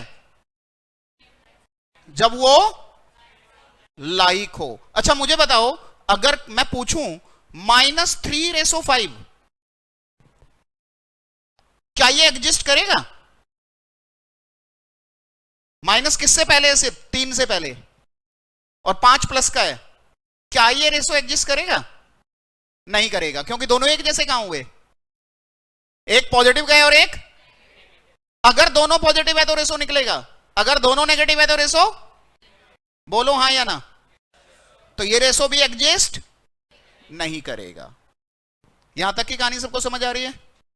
तो आंसर क्या हुआ? सी।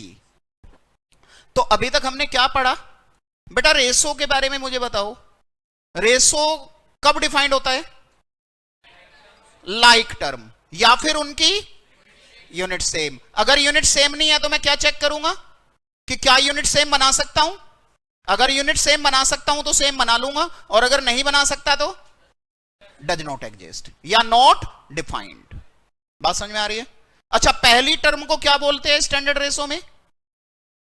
एंटीसीडेंट, और दूसरी टर्म को कॉन्सिक्वेंट। यहां तक की कहानी समझ में आ रही है? पक्का?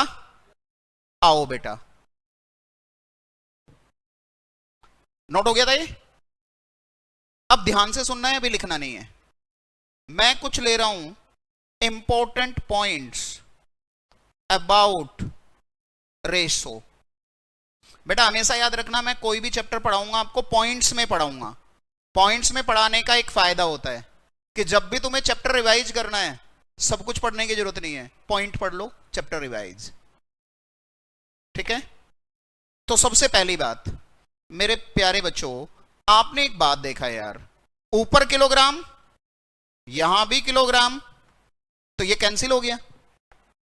तो देखो, डिफाइंड होने के लिए दोनों की यूनिट सेम होना जरूरी है, लेकिन जब रेशो निकल जाता है तो उसकी कोई यूनिट नहीं होती है। रेशो की अपनी कोई यूनिट नहीं है।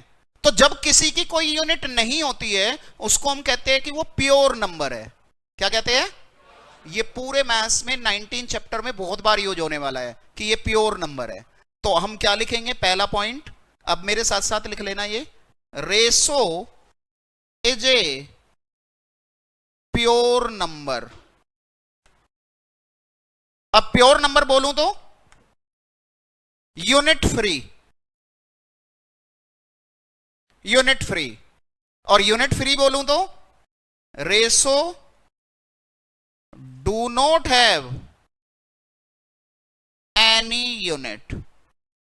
रेशो की कोई भी यूनिट नहीं होती है।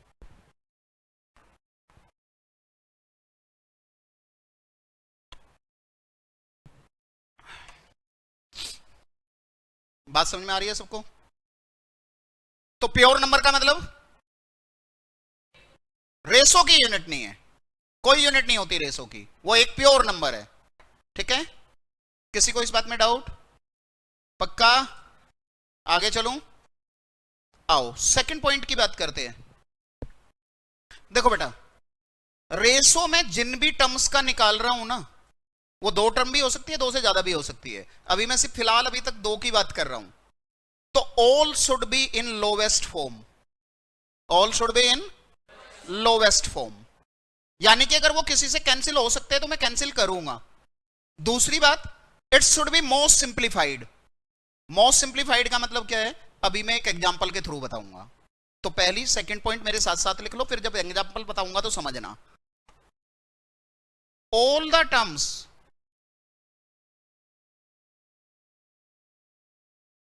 included in ratio should be in lowest form and most simplified form. Most simplified form. All the terms included in ratio should be in lowest form and most simplified form. Most simplified forms. अब जरा एक example देखते हैं, एक example देखते हैं। मैंने कहा बच्चों, यहां पे A और B मुझे दिया हुआ है 36:40। अब पहले मैं देखूंगा कि मैथमेटिकली क्या ये रेशो करेक्ट है। वैसे तो 36 और 40 का रेशो बन रहा है, लेकिन अभी लोवेस्ट नहीं है। अगर ये किसी से कैंसिल हो सकते हैं तो मैं कैंसिल करूंगा। तो किससे कैंसिल हो सकता है? 4 से। तो 4 से कैंसिल हो सकता है तो मैं क्या करूंगा? 4 9 जा और 4 10 जा, तो रेशो क्या हो गया? अच्छा, अगर आप एग्जाम में आइडेंटिफाई नहीं कर पा रहे कि भाई किससे घटेगा, कई बार ऐसा भी तो हो सकता है। तो अगर आपको सीधा सीधा पता लग रहा है तो ठीक है, अगर नहीं पता लग रहा तो यहीं पे रुक जाओ, कैलकुलेटर उठाओ, 36 को 40 से डिवाइड करो, 36 डिवाइडेड बाई 40, ये आ रहा है 0.9। कितना आ रहा है? 0.9। फिर आपके पास एमसीक्यू बेस्ड क्वेश्चन है, तो आपके पास ऑप्शंस भी दी हुई होगी। मान लिया ये 4:9 है, ये 9:10 है, ये 3:7 है, और ये 5:8 है। तो यहां पे मैं आपको ऐसे बहुत सारे क्वेश्चन कराऊंगा जो मैं बोलूंगा यहां पे जीबीसी अप्लाई करना है। तो जीबीसी बोले तो गो बाई चॉइस, हम उल्टा सोल्व करेंगे, हम ऑप्शन से सोल्व करेंगे। अगर पता ही नहीं लग रहा तो कुछ नहीं, कैलकुलेटर है ना, चल यहां मैंने इससे डिवाइड किया 0.9 आ गया, अब देखो कौन सी ऑप्शन को डिवाइड करके 0.9 आ रहा है, यहां तो नहीं आएगा 0.9, 4 डिवाइडेड बाई 9.9 नहीं आ सकता, ना ये आ सकता, ना ये आ सकता है। नहीं पता लग रहा तो इसको भी कैलकुलेटर पे डिवाइड कर सकते हो, लेकिन ये आ रहा है देखो, जैसे ही मैंने 9 को 10 से डिवाइड करूंगा 0.9 आ जाएगा। तो आंसर ये है। आप आइडेंटिफाई कर पा रहे हो किससे कट रहा है तो काट लो, नहीं तो वहीं रुक के कैलकुलेटर उठा लो। बोलो हाँ या ना, किस किस को समझ आई बात? तो लोवेस्ट का मतलब समझ में आया, अगर कैंसिल हो रहा है तो कैंसिल करेंगे। अच्छा, अब मैं बात करता हूं, अभी लिखना नहीं है आपने, मोस्ट सिंप्लीफाइड की बात करता हूं। एक एग्जांपल ले रहा हूं। अब बेटा जी ये आपको किसने बोल दिया कि रेशो में 2 ही टर्म होना जरूरी है, स्टैंडर्ड में 2 होना जरूरी है, 2 से ज्यादा भी हो सकती है। अब मैंने कहा लेट ये 3 टर्म्स है, ए रेशो बी रेशो सी। अब इसमें एंटीसीडेंट कॉन्सिक्वेंट कुछ भी नहीं है, ठीक है, वो सिर्फ 2 में ही होता है। अब मैंने कहा यहां पे रेशो 1/2, 1/3, 1/4 है। तो अब मुझे ये बताओ क्या ये सिंप्लीफाइड है? सिंप्लीफाइड इसलिए नहीं है क्योंकि ए के जगह पे जो आ रहा है वो खुद एक फ्रैक्शन है, बी की जगह पे आ रहा है वो भी एक फ्रैक्शन है, सी की जगह पे आ रहा है वो भी एक फ्रैक्शन है। तो पहले मुझे इसके फ्रैक्शन खत्म करने पड़ेंगे, पहले इसके फ्रैक्शन खत्म करने पड़ेंगे, तब जाके ये सिंप्लीफाइड बनेगा। अब फ्रैक्शन खत्म करने का तरीका बच्चों 2 मेथड होते हैं। मेथड 1, आप एलसीएम ऑफ डिनोमिनेटर ले लो पहले। तो एलसीएम ऑफ डिनोमिनेटर का मतलब एलसीएम ऑफ 2, 3 एंड 4। तो बेटा एलसीएम का मतलब होता है लिस्ट कॉमन मल्टीपल। तो आपको वो सबसे छोटा नंबर ढूंढना है जो इन तीनों से कटे। तो ऐसा नंबर कौन सा है? 12। कौन है? तो इसका एलसीएम है 12। अब बच्चों इस 12 से तीनों को गुणा कर दो, 1/2 इंटू 12, 1/3 इंटू 12, 1/4 इंटू, ये कितना आया 6, ये कितना आया 4, ये कितना आया। This is the simplified ratio. Fraction खत्म हो गए? बोलो हाँ या ना। अच्छा, आओ अब एक मैं मेथड 2 की बात करता हूं। ए रेशो बी रेशो सी क्या था? देखो यार वैसे तो एलसीएम बहुत छोटी सी बात है, लेकिन कई बार माइंड से स्लिप हो जाए, या कई बार नंबर इतने बड़े आ जाए कि मैं उसका एलसीएम एकदम से ले ही ना पा रहा हूं। यहां तो मैं आराम से ले पा रहा हूं कि 2, 3, 4 का एलसीएम 12 है, लेकिन कई बार मैं एलसीएम ना पता कर पा रहा हूं। तो कोई बात नहीं, मत लो एलसीएम, आप इनकी प्रोडक्ट तो कर सकते हो ना। एलसीएम नहीं लेना चाहते तो प्रोडक्ट कर लो। मैंने क्या किया, प्रोडक्ट ऑफ 2, 3 एंड 4 ले लो, यानी कि प्रोडक्ट ऑफ डिनोमिनेटर लेनी है। तो बेटा कितनी प्रोडक्ट आ रही है? अब गुणा 24 से कर दो।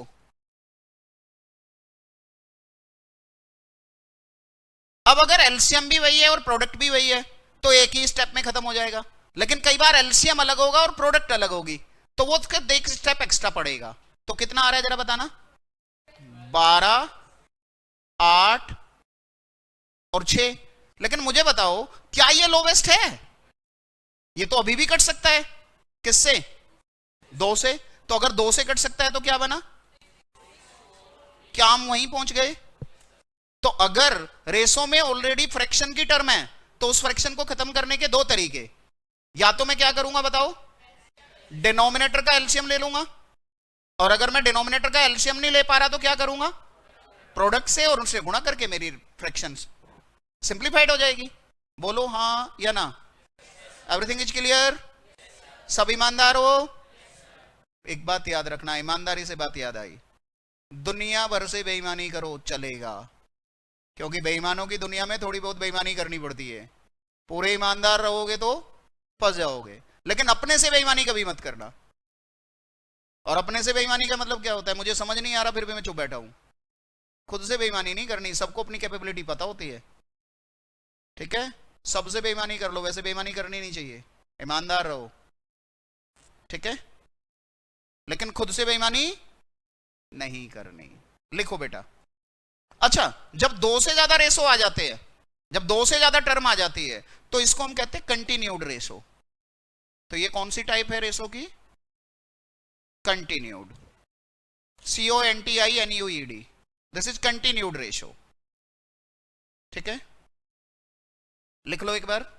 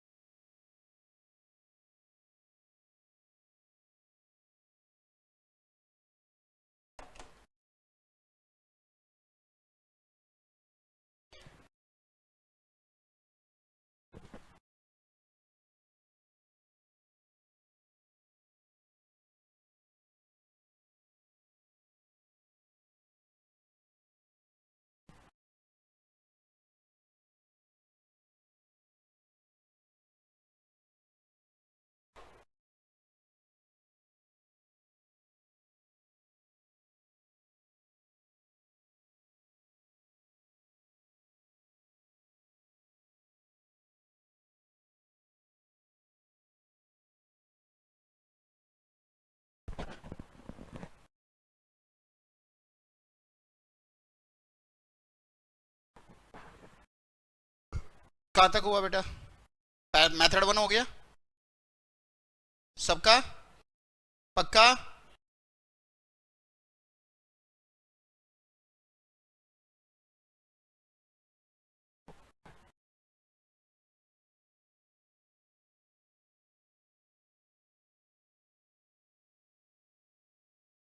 अच्छा, खासकर मैं उनको बोल रहा हूं जो नॉन मैथ्स वाले स्टूडेंट है।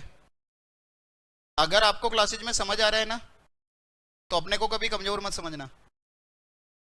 कमजोर कोई भी नहीं होता है। अगर हमें समझ आ रहा है ना, तो हम जितनी प्रैक्टिस करेंगे उतने स्ट्रांग हो जाएंगे। और बस ये याद रखना है कि समझ नहीं आ रहा तो पूछ लो। ठीक है, बात समझ में आई? डन?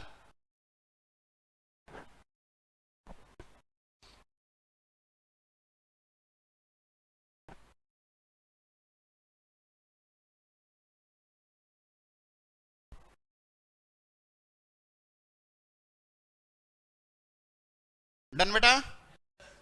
आओ जरा पॉइंट नंबर 3 की बात लेते हैं। सबका नोट हो गया? यार देखो, कई बार ना आपको ऐसे होगा, वो आपको कह देंगे A/B/C गिवन है, ये गिवन है, और आपसे बोला कि आप बताओ A/B क्या है, B/C क्या है, C/A क्या है। ठीक है, आपने कुछ नहीं करना, जो ऑर्डर मेंटेन है वही ऑर्डर लिख दो। तो A और B का रेशो क्या हो जाएगा? 2/3। B और C का क्या हो जाएगा? 3/4। C और A का क्या हो जाएगा? 4/2। लेकिन क्या ये सिंप्लीफाइड है? तो इसको सिंप्लीफाई करके 2/1 लिख देंगे। तो अगर 3 या 3 से ज्यादा का रेशो दिया है और अलग अलग का पूछा है, तो मैं इस तरीके से कर सकता हूं, उसी ऑर्डर में लिख दूंगा। बात क्लियर है? एनी दिक्कत? यस और नो में जवाब दो। क्या हो गया? अच्छा, 1 घंटा हो गया क्या क्लास को? हाँ, मैं भी तो कहूं बच्चे थक से क्यों गए? क्योंकि बेटा 12th तक क्लास की 1 घंटा तो कभी कभी होती है। 12th तक ट्यूशन में भी क्लासेस होती है तो 50 ही मिनट होती है ना। 10 मिनट लेट शुरू होगी, खत्म टाइम से हो जाएगी। तो आपको आदत थोड़ी कम है ना? धीरे धीरे आदत बनेगी बेटा, कोई बात नहीं। यहाँ तो 3-3 घंटे भी बैठना पड़ेगा। और डरा नहीं रहा हूं, डरने वाले तो तुम हो ही नहीं। अगर डरने वाले होते तो पेपर खत्म होने के इतनी जल्दी कैसे आ जाते पढ़ने? ठीक है, नहीं तो सोचते रहते कि सोचेंगे, देखेंगे, अभी तो CUT देखेंगे, फिर उसके बाद सोचेंगे। ठीक है, और अगर सितंबर में हो गया तो उसके बाद नेक्स्ट अटेम्प्ट जनवरी है, और आज से जनवरी का गैप देख लो कितना है, क्योंकि फिर दिसंबर में नहीं होगा। अगर सितंबर में हो गया तो पेपर दिसंबर में नहीं होगा, फिर जनवरी ही होगा। ठीक है, लिख लिया? आओ मेरे प्यारे बच्चों, सारे बच्चे एक बात समझेंगे, हर एक टॉपिक की एक आत्मा होती है, भटकती आत्मा। भटकती आत्मा बोले तो उस टॉपिक के किसी भी कॉन्सेप्ट में आके वो प्रॉपर्टी लग जाएगी, ऐसा कॉन्सेप्ट जो उस टॉपिक के मैक्सिमम क्वेश्चंस को कवर करता है, तो उसको मैं बोलता हूं ये भैया इस टॉपिक की आत्मा है। तो अब हम उस रूल पे आ गए हैं, रूल नंबर 4, पॉइंट नंबर 4। मेरे प्यारे बच्चों, सारे बच्चे एक बात जरा ध्यान से सुनेंगे। पॉइंट नंबर 4, अभी लिखना नहीं है, लिखना नहीं है। ए रेसो बी, बी रेसो सी, सी रेसो डी। मुझे 3 रेसो दिए हैं। कितने रेसो दिए हैं? 3। मुझे यहां पे तो कहा है 2 रेसो 3 है, यहां पे कहा है 4 रेसो 5 है, और यहां पे कहा है 6 रेसो 7 है। अब मुझे ये कह रहे हैं कि आप ए रेसो बी रेसो सी रेसो डी बताइए। अभी पिछला रूल क्या किया था? इकट्ठा देके अलग अलग पूछा था। अब यहां पे क्या है? ठीक है, अब इसमें प्रॉब्लम क्या नजर आ रही है? ध्यान से देखो बेटा, लेफ्ट साइड पे तो चेन बन रही है कि अगर यहां बी है तो ये बी से स्टार्ट हुआ है, तो इसकी तो कंटिन्यूएशन बन जाएगी। अगर यहां सी है तो यहां पे सी लिखा है, इसकी कंटिन्यूएशन बन जाएगी, क्योंकि ये वाला ओवरलैप कर रहा है ये वाला। बट यहां पे क्या प्रॉब्लम आ रही है कि यहां पे ओवरलैपिंग नहीं है। यानी कि अगर मैं एक काम करता कि यार तुम्हें इजी कर देता क्वेश्चन को, मैं ओवरलैपिंग बना देता 2 रेसो 3, 3 रेसो 4, 4 रेसो 5। तो अब इधर तो ओवरलैपिंग है ही, उधर भी ओवरलैपिंग है। तो अब अगर मैं इन चारों का रेसो निकालता तो मेरे प्यारे बच्चों कैसे निकलता? 2 ratio 3 ratio 4 ratio 5, simple. But यहां क्या प्रॉब्लम है? यहां प्रॉब्लम है कि वो कंटिन्यूएशन नहीं है। क्या मेरी बात सबको समझ आ रही है? अब इसको कंटिन्यूएशन में बनाने के कई तरीके हैं। हो सकता है आपने किसी ने कोई मेथड सीखा हो, किसी ने कोई मेथड सीखा हो, तो मैं इसलिए 2-3 मेथड बताऊंगा, फिर आप उसमें से बेस्ट छांट लेना। ठीक है, आओ जरा। मेथड 1, अभी कोई बच्चा लिखेगा नहीं यार। ए रेसो बी कितना दिया है? 4 रेसो 2 रेसो 3। बी रेसो सी कितना दिया है? 4 रेसो 5। सी रेसो डी कितना दिया है? आओ जी, अब मुझे यहां इन चारों का निकालना है। ठीक है, अब मैं एक काम करता हूं, उल्टा चलता हूं। कैसे चलता हूं? उल्टा। अब मैं चाहता हूं कि ये दोनों मैच कर जाए। ठीक है, तो एक काम करो, यहां पे गुणा कर दो 5 से, और यहां पे गुणा कर दो 6 से। एक जगह पे किससे गुणा करी? 5 से, और दूसरी जगह पे 6 से। यानी कि मैंने 5 और 6 के एलसीएम से कर दी। 5 और 6 के किससे की है? तो मुझे बताओ, अगर मैं 5 से गुणा कर रहा हूं तो यहां कितना हो रहा है? 30 रेसो। अगर यहां गुणा कर रहा हूं 6 से, 24 रेसो, पहले मुझे 30। हाँ, ये ध्यान रखना बेटा, मेरी कैलकुलेशन ना थोड़ी सी कमजोर है।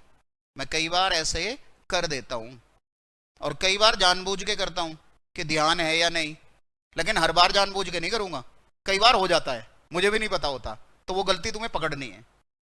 अब ये बताओ, यहां पे ये मैच कर गया।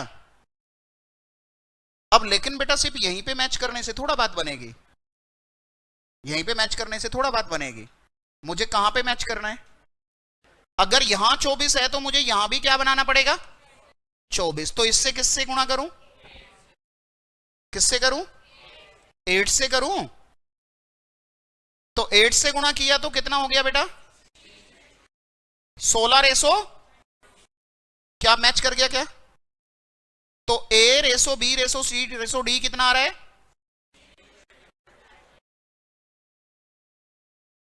16 रेसो 24 रेसो 30 रेसो 35। बोलो किस किस को समझ आई बात? ठीक है, क्वेश्चन का मैं अपने क्वेश्चन पलट देता हूं। ऐसा कोई बच्चा जिसको समझ ना आया हो? है कोई?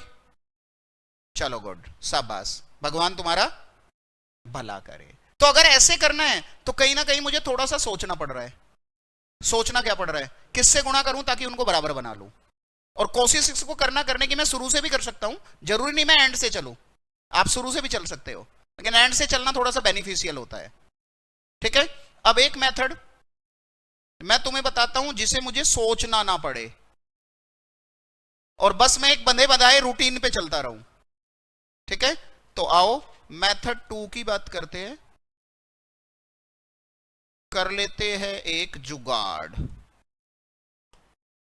ठीक है बच्चों, सबसे पहले मैं क्या करूंगा मेरे प्यारे बच्चों, ए रेसो बी दिया है, बी रेसो सी दिया है, सी रेसो डी दिया है।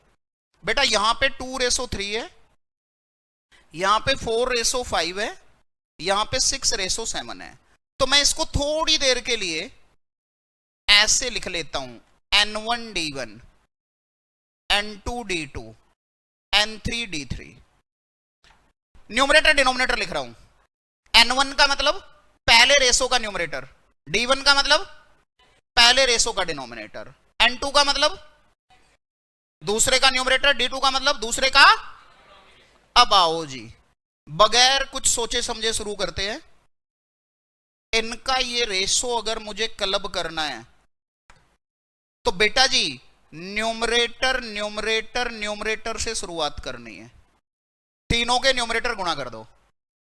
फिर आओ जी नेक्स्ट स्टेप, अभी किसी को लिखना नहीं है बेटा जी, आपको पहला न्यूमरेटर हटाना है बस और इसकी जगह पे डिनोमिनेटर को ले आना है।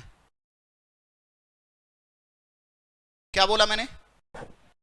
से पहले न्यूमरेटर को रिप्लेस किया है किससे? आओ अब नेक्स्ट पे आ जाओ, एक डिनोमिनेटर और बढ़ा दो। अब नेक्स्ट पे तीनों डिनोमिनेटर कर दो। तीनों क्या कर दो? तो मतलब हमेशा किस पे शुरुआत होगी बेटा? न्यूमरेटर न्यूमरेटर न्यूमरेटर पे शुरुआत होगी और खत्म कहां होगा? जब सारे डिनोमिनेटर आ जाएंगे तो रुक जाएंगे। और हर स्टेप पे क्या करना है? एक न्यूमरेटर की जगह पे एक डिनोमिनेटर डालना है। I think everything is clear. किसी बच्चे को कोई डाउट? अब इसमें भी क्या करना, सीधा गुणा मत करना, पहले नंबर लिख लेना। हो सकता है कुछ पहले से ही कॉमन हो तो सोचना नहीं पड़ेगा।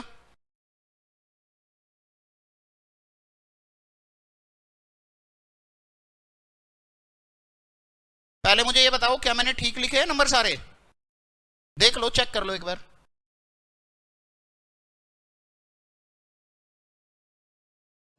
पहले देखो तीनों न्यूमरेटर है, 2 4 6 आ गया, ये ठीक है। फिर यहां पहले का डिनोमिनेटर आना है, 3 4 6 आ गया, ठीक है। अब दो डिनोमिनेटर आने हैं, 3 5 6 आ गया, ये भी ठीक है। और तीनों डिनोमिनेटर आने हैं, 3 5 7 आ गया। ठीक तो लिखा है? अब देखो एक खास बात देखो मेरे प्यारे बच्चों, दो तो यहां, 3 तो यहां भी है, 3 तो यहां भी है, बोलो हां या ना, और 3 तो यहां भी है। अब ये 3 इस 6 में भी तो है, तो उस 3 से पूरे को डिवाइड कर दो। नहीं तो गुणा करने के बाद में मैं सोचता कि कटेगा क्या किसी से। तो अगर वो पहले से ही कॉमन बैठा है तो उसी से वहीं काट लो ना, नंबर को बड़ा करने का क्या फायदा है? तो अगर मैं 2 से काटूंगा तो 3 दूनी और 2 4 जा और 8 2 जा, यहां 16 बचा, यहां 24 बचा, यहां 30 बचा और यहां 35 बचा। बोलो हां या ना। अब इसमें एक बंधा बंधाया रूटीन है, कितने को भी क्लब करना हो आपको ये फॉलो करना है, क्लब अपने आप हो जाएगा। बोलो किस किस को समझ आई बात? चलो जी शाबाश, भगवान तुम्हारा भला करे। आओ एक मेथड 3 करते हैं, एक मेथड 3 करते हैं। ये भी शॉर्टकट ही है, जुगाड़ है। जीबीसी। क्या जी? जीबीसी। ए रेसो बी क्या है? 2:3। बी रेसो क्या है? 4:5। सी रेसो डी क्या है? अब बेटा ऑप्शंस ढूंढते हैं।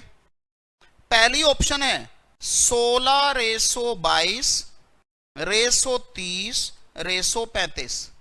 बी ऑप्शन है मेरे प्यारे बच्चों 16:24 रेसो 15 रेसो 35। सी ऑप्शन है 16:24 रेसो 30 रेसो 35। और डी ऑप्शन है 18:24 रेसो 30 और रेसो 35। ठीक है, अब ध्यान से सुनो। जीबीसी में मुझे क्या चेक करना है? एक बात बताओ मेरे प्यारे बच्चों, अगर यहां पे ए और बी का रेसो 2:3 है तो यार क्लब करने के बाद नंबर तो चेंज हो सकता है लेकिन रेसो थोड़ा चेंज हो जाएगा। पेरेंट रेसो को थोड़ा चेंज कर दूंगा मैं, नंबर चेंज हो सकता है लेकिन रेसो चेंज। अगर यहां ए और बी का 2:3 है तो फाइनल आंसर में 2:3 ही होना चाहिए। अगर बी और सी का 4:5 है तो फाइनल आंसर में 4:5 ही होना चाहिए। हां या ना? क्लियर है? अब चेक करते हैं क्या यहां इन दोनों का रेसो 2:3 है?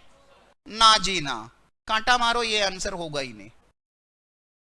आओ बेटा, क्या यहां पे 2:3 है? इसके चांस है। क्या यहां पे 2:3 है? 8 से कट रहा है ना, 8 दूनी 16, 8 3 24, इसके चांस है। क्या यहां पे 2:3 है? इस पे भी कांटा मारो। अब दो ऑप्शन मेरी खत्म। अब इनमें से कोई एक है तो अब बी और सी का भी चेक करो कि बी और सी में 4:5 कहां है। क्या यहां पे बी और सी का 4:5 बन रहा है? ये 15 है, नहीं बन रहा ना 4:5? अरे बोलो हाँ या ना। नहीं बन रहा ना, तो ये भी आंसर। कौन बचा? सी इज द उत्तर। ये जीबीसी है। किस किस को समझ आई बात? पक्का हल्का सा भी मन में डाउट हो ना, पूछा करो। क्लियर है सबको? पक्का? मन में कोई डाउट? अगर डाउट है तो बाहर निकालो। देखो ध्यान रखना, अगर डाउट है तो तुम्हें वो बाहर निकालना है।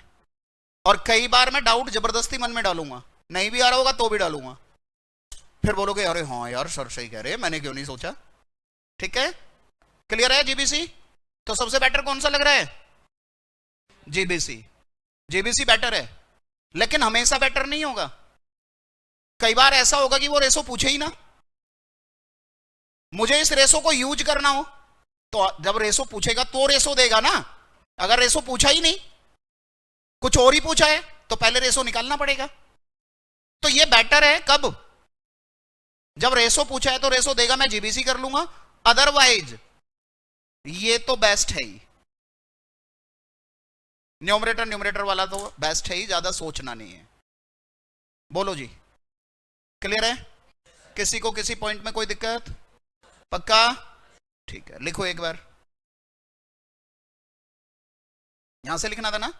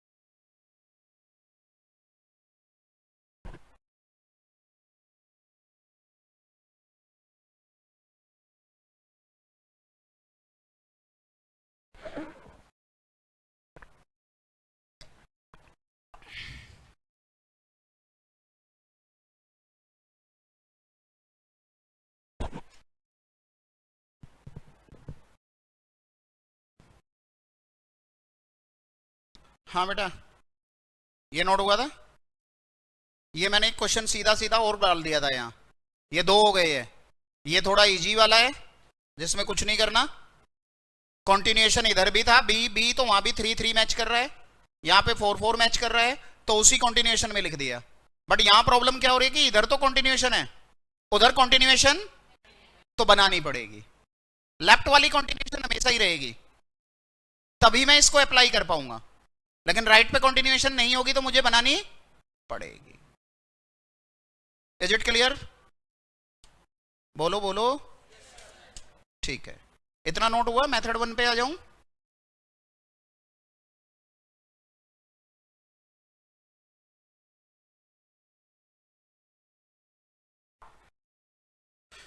चलो लिखते जाओ एक बार।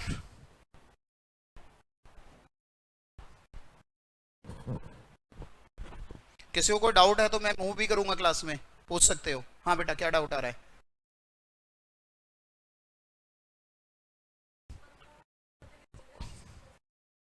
नहीं देखो, वहां पे ऊपर से करने में ना आपको हमेशा दिक्कत आएगी।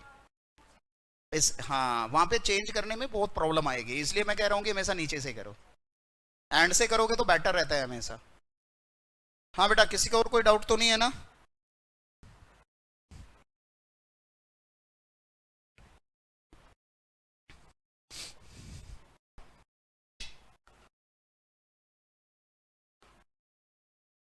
चलो आगे बढ़ा दूं।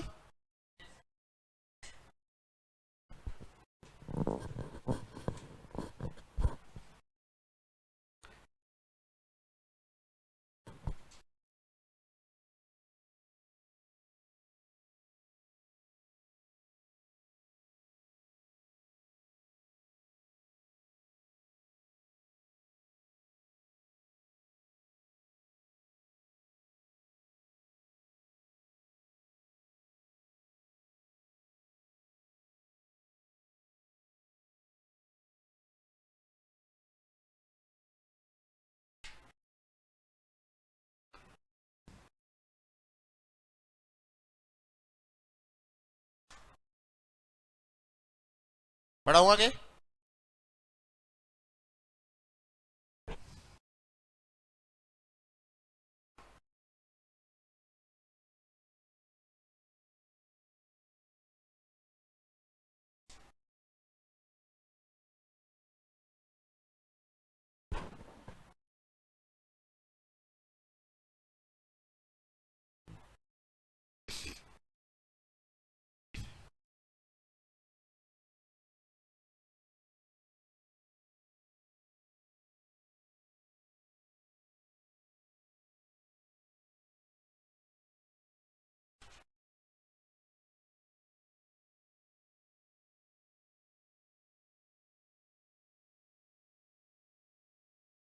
बढ़ाऊं आगे?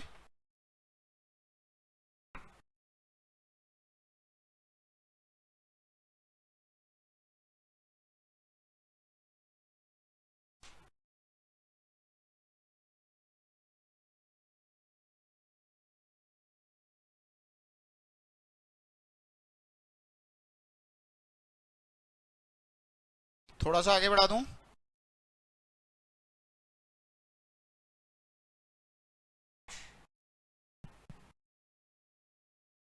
अच्छा, साथ में एक और बात है बेटा, आपको ना ये जो जितनी भी क्लास होती है ये सारी हमारी रिकॉर्ड होती है, ठीक है?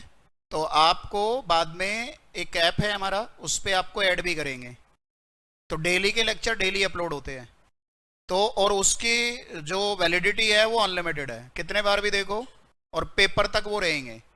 तो अगर कभी कोई क्लास छूट जाए बाय चांस, पहली बात उस फैसिलिटी को सिर्फ इमरजेंसी के लिए रखना, क्योंकि देखो फेस टू फेस का कोई तोड़ नहीं है। अगर कभी आपकी क्लास छूट गई बाई चांस, तो नेक्स्ट क्लास आपकी खराब ना हो, तो आप वो रिकॉर्डिंग लेक्चर देख के जरूर आओ, है ना?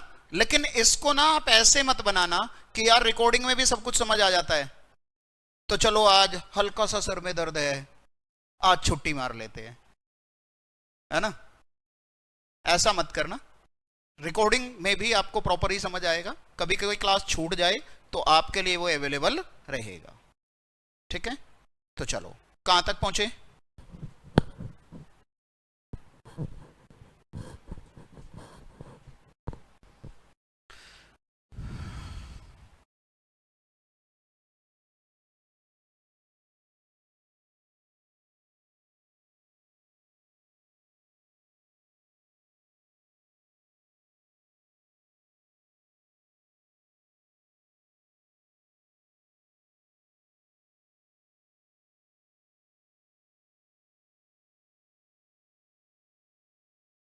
डन मेरे प्यारे बच्चों, यहां तक नोट हो गया?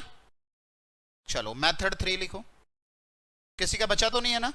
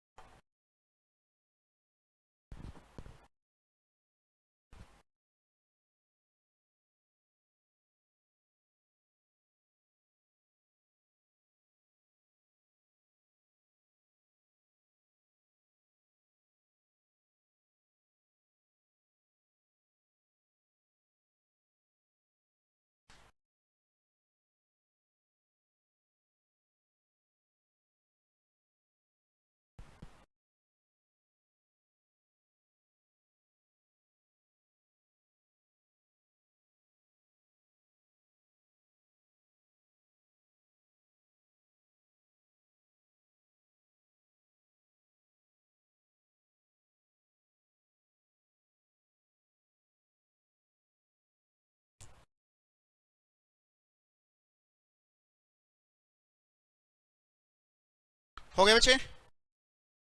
ठीक है, इन तीनों मेथड में किसी का किसी पॉइंट में कोई डाउट? कोई डाउट? ठीक है, कितने पॉइंट हो गए हमारे? 4। अब इसी का एक सब पॉइंट है, चौथे पॉइंट का ही एक सब पॉइंट है। चलो मैं एक काम करता हूं, इसको लिख देता हूं फोर्थ का ए पॉइंट, चलो या 50 बना देते, कोई बात नहीं। आ जाओ, पॉइंट नंबर 5 की बात करता हूं। यार क्वेश्चन बिल्कुल सेम है, आपको ए रेसो बी दिया है, आपको बी रेसो सी भी दिया है, यही था ना? आपको सी रेसो डी भी दिया है, ठीक है? अब आपको कहा कि आप फाइंड करो ए रेसो डी, यानी कि सबसे पहले का सबसे लास्ट के साथ। तो यार देखो, एक तो वही है, अभी आपने ऊपर चारों का इकट्ठा निकाला ना, न्यूमरेटर न्यूमरेटर वाले मेथड से, तो क्या निकला था? 16, 24, 30। अब वंस आपका इन चारों का इकट्ठा आ गया तो आप किन्हीं का भी बता सकते हो। तो ए और डी का क्या बनेगा? 16 रेसो 35, बोलो हाँ या ना? लेकिन पता है बच्चों, इसमें तुम क्या कर रहे हो? इसमें तुम ऐसे कर रहे हो कि किसी को ना दिल्ली से मुंबई जाना है, अब वो डायरेक्ट फ्लाइट मुंबई की नहीं पकड़ रहा, वो कह रहा ना मैं पहले दिल्ली से कोलकाता जाऊंगा, वहां उसको कोई काम नहीं है, कोलकाता से कनेक्टेड फ्लाइट पकड़ के मुंबई जाऊंगा। यहां ये हो रहा है। इसके बजाय अगर मैं इसको ऐसे ना करूं तो एक खास बात नजर आ रही है ना, देखना, अगर मैं इनकी गुणा कर दूं जो लेफ्ट पे थे, ए इज टू बी का मतलब ए बाई बी है ना, बी इज टू सी का मतलब बी बाई सी है ना, तो अब इसका फायदा क्या हो रहा है देखना, बी से बी कटा, सी से बचा गया ए इज टू डी, तो अब उनकी भी गुणा करो, 2/3, 4/5, 6 बाई, कुछ कैंसिल हो रहा है, यही थे क्या? 2/3, 4/5, 6/7, नहीं कुछ ना कुछ गलती की है मैंने, आंसर तो सेम ही बनना चाहिए, कुछ कट क्यों नहीं रहा? रेशो यही था। हाँ बेटा, हाँ कट तो रहा है यार, हाँ मेरे को क्यों नहीं नजर आया? अरे इसका मतलब मेरा ध्यान कहीं और भी है। हाँ एक्चुअली मेरे मामा जी की डेथ हो गई है, अभी आधा पौना घंटा पहले पता लगा था, तो मेरा ध्यान उधर भी जा रहा है थोड़ा, है ना? तो बस अभी थोड़ी 10 मिनट के बाद क्लास खत्म करके निकलेंगे। कितना आया बेटा? 16:35। तो इसमें अगर सिर्फ तुम्हारे से चारों का रेशो पूछा है तब तो मेरी मजबूरी है मैं वैसे करूं, लेकिन अगर सिर्फ पहले का लास्ट के लिए पूछा है तो मैं वो क्यों करूं? मैं सीधा दिल्ली से मुंबई जाऊं ना, कलकत्ता क्यों जाऊं? पैसा भी बचेगा, टाइम भी बचेगा। समझे बात?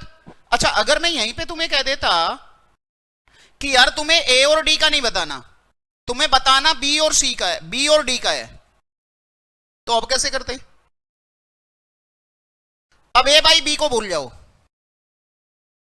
बोलो बी और डी का चाहिए ना, तो मैं इसी की चेन बनाऊंगा बस, ऊपर वाले को छोड़ दो, क्योंकि उससे चेन मेरी इफेक्ट करेगी, इसलिए पहले को हटा दो। तो किसको गुणा करोगे? B upon C into C by, अब बी सी से सी कटा, बी बाई सी की वैल्यू कितनी थी? 4 बाई, और सी बाई डी की कितनी थी? तो देखो यहां से भी कितना निकल रहा है, 24:35। बात समझ में आ रही है? बोलो हाँ या ना। ठीक है, एक बार लिखो। अब बेटा मैं कुछ पूछना चाह रहा हूं, तुम लिखते जाना। 4th पॉइंट तो नोट हो गया था ना? ठीक है। ऐसे जो जो बच्चे नॉन मैथ्स वाले थे, कौन कौन थे दोबारा बताओ। ठीक है, अभी तक समझ आ रहा है सब कुछ? अगर ध्यान लगा के सुनोगे तो हर क्लास में डिफिकल्ट से डिफिकल्ट टॉपिक समझ आएगा। ठीक है, और घर पे करते रहोगे, और नेगेटिविटी तो पालनी ही नहीं है। और ध्यान रखना है, कोई भी डाउट आई पूछ लो, बाद में भी पूछ लो, और तुम्हारे लिए एक प्लस पॉइंट रहेगा, मेरी क्लास हो या ना हो, मैं रोज होता हूं यहां। ठीक है, मेरी हाजिरी डेली लगनी है यहां।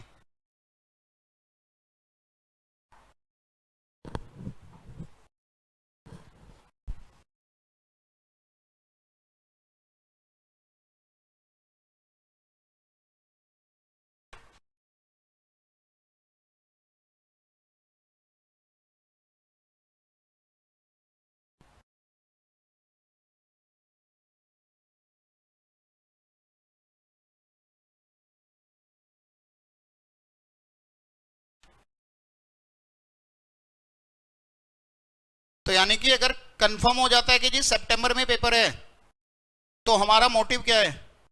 कब तक खत्म करना है सिलेबस? जुलाई फर्स्ट वीक मैक्सिमम। ठीक है, जुलाई फर्स्ट वीक नहीं, सॉरी, जुलाई एंड, क्योंकि अगस्त पूरा देंगे, और सितंबर के फर्स्ट या सेकंड वीक में पेपर होगा। फिलहाल अभी जून में तो लास्ट वीक में हो रहा है जो जून का एग्जाम है, लेकिन मे भी आगे क्या हो कुछ नहीं पता।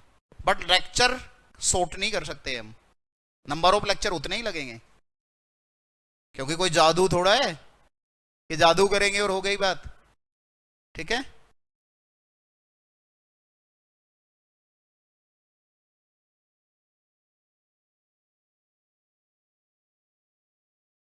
हाँ बेटा, हाँ बेटा, मैंने बी और डी का रेशो चाहिए ना, तो मैंने क्या किया, इस वाले रेशो को देखा ही नहीं, फिर इसको हटा ही दिया, क्योंकि अगर इसको रखूंगा तो बी भी कट जाएगा, और बी मुझे काटना नहीं है, इसलिए मैंने चेन बनाई यहां से।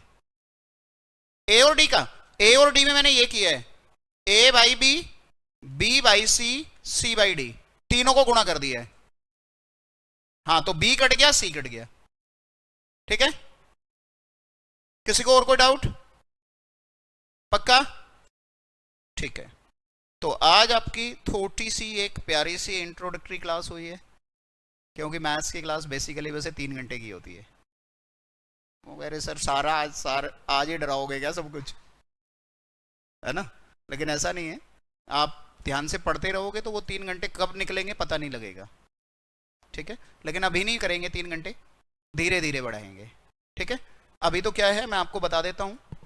नॉर्मली क्या है बेटा, देखो हम एग्जाम से 1 से सवा महीने पहले ही बैच ओवर करते हैं, हर एक बैच उससे 1 से सवा महीने पहले होता है ओवर, उससे पहले हम छोड़ते ही नहीं है उन्हें। ठीक है, क्योंकि इतना ही टाइम चाहिए होता है और उतना हम देते हैं, क्योंकि अगर हमने उसको 3 महीने पहले भी खत्म कर दिया तो वो पढ़ेगा नहीं, हमारे कनेक्शन में रहेगा नहीं, गड़बड़ हो जाएगी, है ना? तो अभी जून का बैच भी हमारा चल रहा है, वो खत्म होगा अप्रैल 20 के आसपास या अप्रैल एंड तक। ठीक है, तो अभी थोड़ा सा ये रहेगा कि हम टाइम एडजस्ट कर रहे हैं कि किस तरीके से टाइम एडजस्ट करें, तो थोड़ा अप्रैल में टाइम हम आपको बताते रहेंगे, फिक्स करेंगे, लेकिन करेंगे कोई एक। एक दो दिन का समय दो, क्लास में भी जिस टाइम पे बुला रहे आओ, 2 क्लास के बाद आपका एक फिक्स टाइम हो जाएगा, ठीक है। और अप्रैल खत्म होते ही मेरी क्लासेस डेली शुरू हो जाएगी, ठीक है। ऐसे ही अकाउंट्स डेली हो जाएगा, ठीक है। तो जो बड़े सब्जेक्ट है उनको डेली करेंगे, जिसमें ज़्यादा लेक्चर लगते हैं, ठीक है।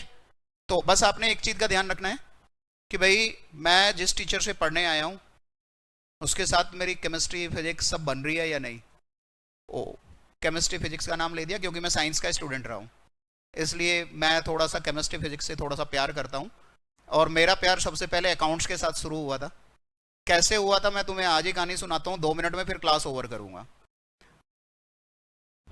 जब मैं 11th में आया तो मैं सबसे पहले, उस दिन अकाउंट्स की क्लास चल रही थी, तो मैं थोड़ा सा लेट पहुंचा। तो मैंने देखा अकाउंट्स की क्लास चल रही है, मैंने कहा चलो यार आज अकाउंट्स भी देख लेते हैं, अकाउंट्स में क्या होता है, साइंस तो बाद में देखेंगे। तो मैं गया, मैंने देखा, एक बच्चे से पूछा सर क्या करा रहे हैं, तो बच्चा बोला पता नहीं यार क्या करा रहे हैं, बहुत बड़ा बोर्ड था। मैंने कहा पता नहीं क्या करा रहे, इससे क्या मतलब है, कहते अभी तो सर ने क्वेश्चन लिखा है।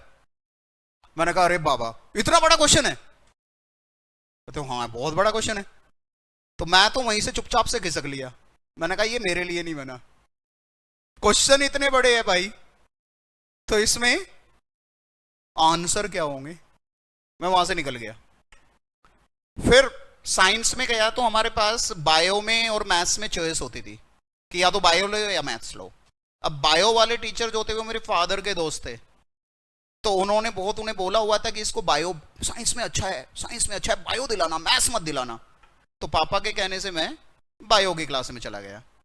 तो वहां पता नहीं वो कोई साइंटिफिक नेम पढ़ा रहे थे, मक्खी, घरेलू मक्खी जो होती है उसका साइंटिफिक नेम बताया, बहुत लंबा सा, कहते एंटमीबा हिस्टोलिका। मैंने कहा यार सीधा सीधा मक्खी कह दो ना। मैंने कहा भाई ये भी मेरे लिए नहीं बना, मैं चुपचाप से खिसक लिया। फिर मैं पहुंचा मैथ्स में, तो वहां पे जाके पता लगा सर ट्रिग्नोमेट्री पढ़ा रहे हैं। वाह वाह वाह वाह, आनंद आ गया भाई, साइन कोस टेन वैल्यू। मैंने कहा भाई ये बढ़िया है। तो अल्टीमेटली मैं मैथ्स में रुक गया। और आप बिलीव करो पूरा जब तक रिजल्ट नहीं आया ना, मेरे फादर को ये नहीं पता था कि मैं मैथ्स पढ़ रहा हूं या बायो पढ़ रहा हूं। हालांकि वो उनके दोस्त थे लेकिन वो कभी जिक्र नहीं हुआ उनका आपस में। तो जब उन्होंने रिजल्ट देखा, रिजल्ट देख के बोले गुड, नंबर तो तेरे अच्छे आए।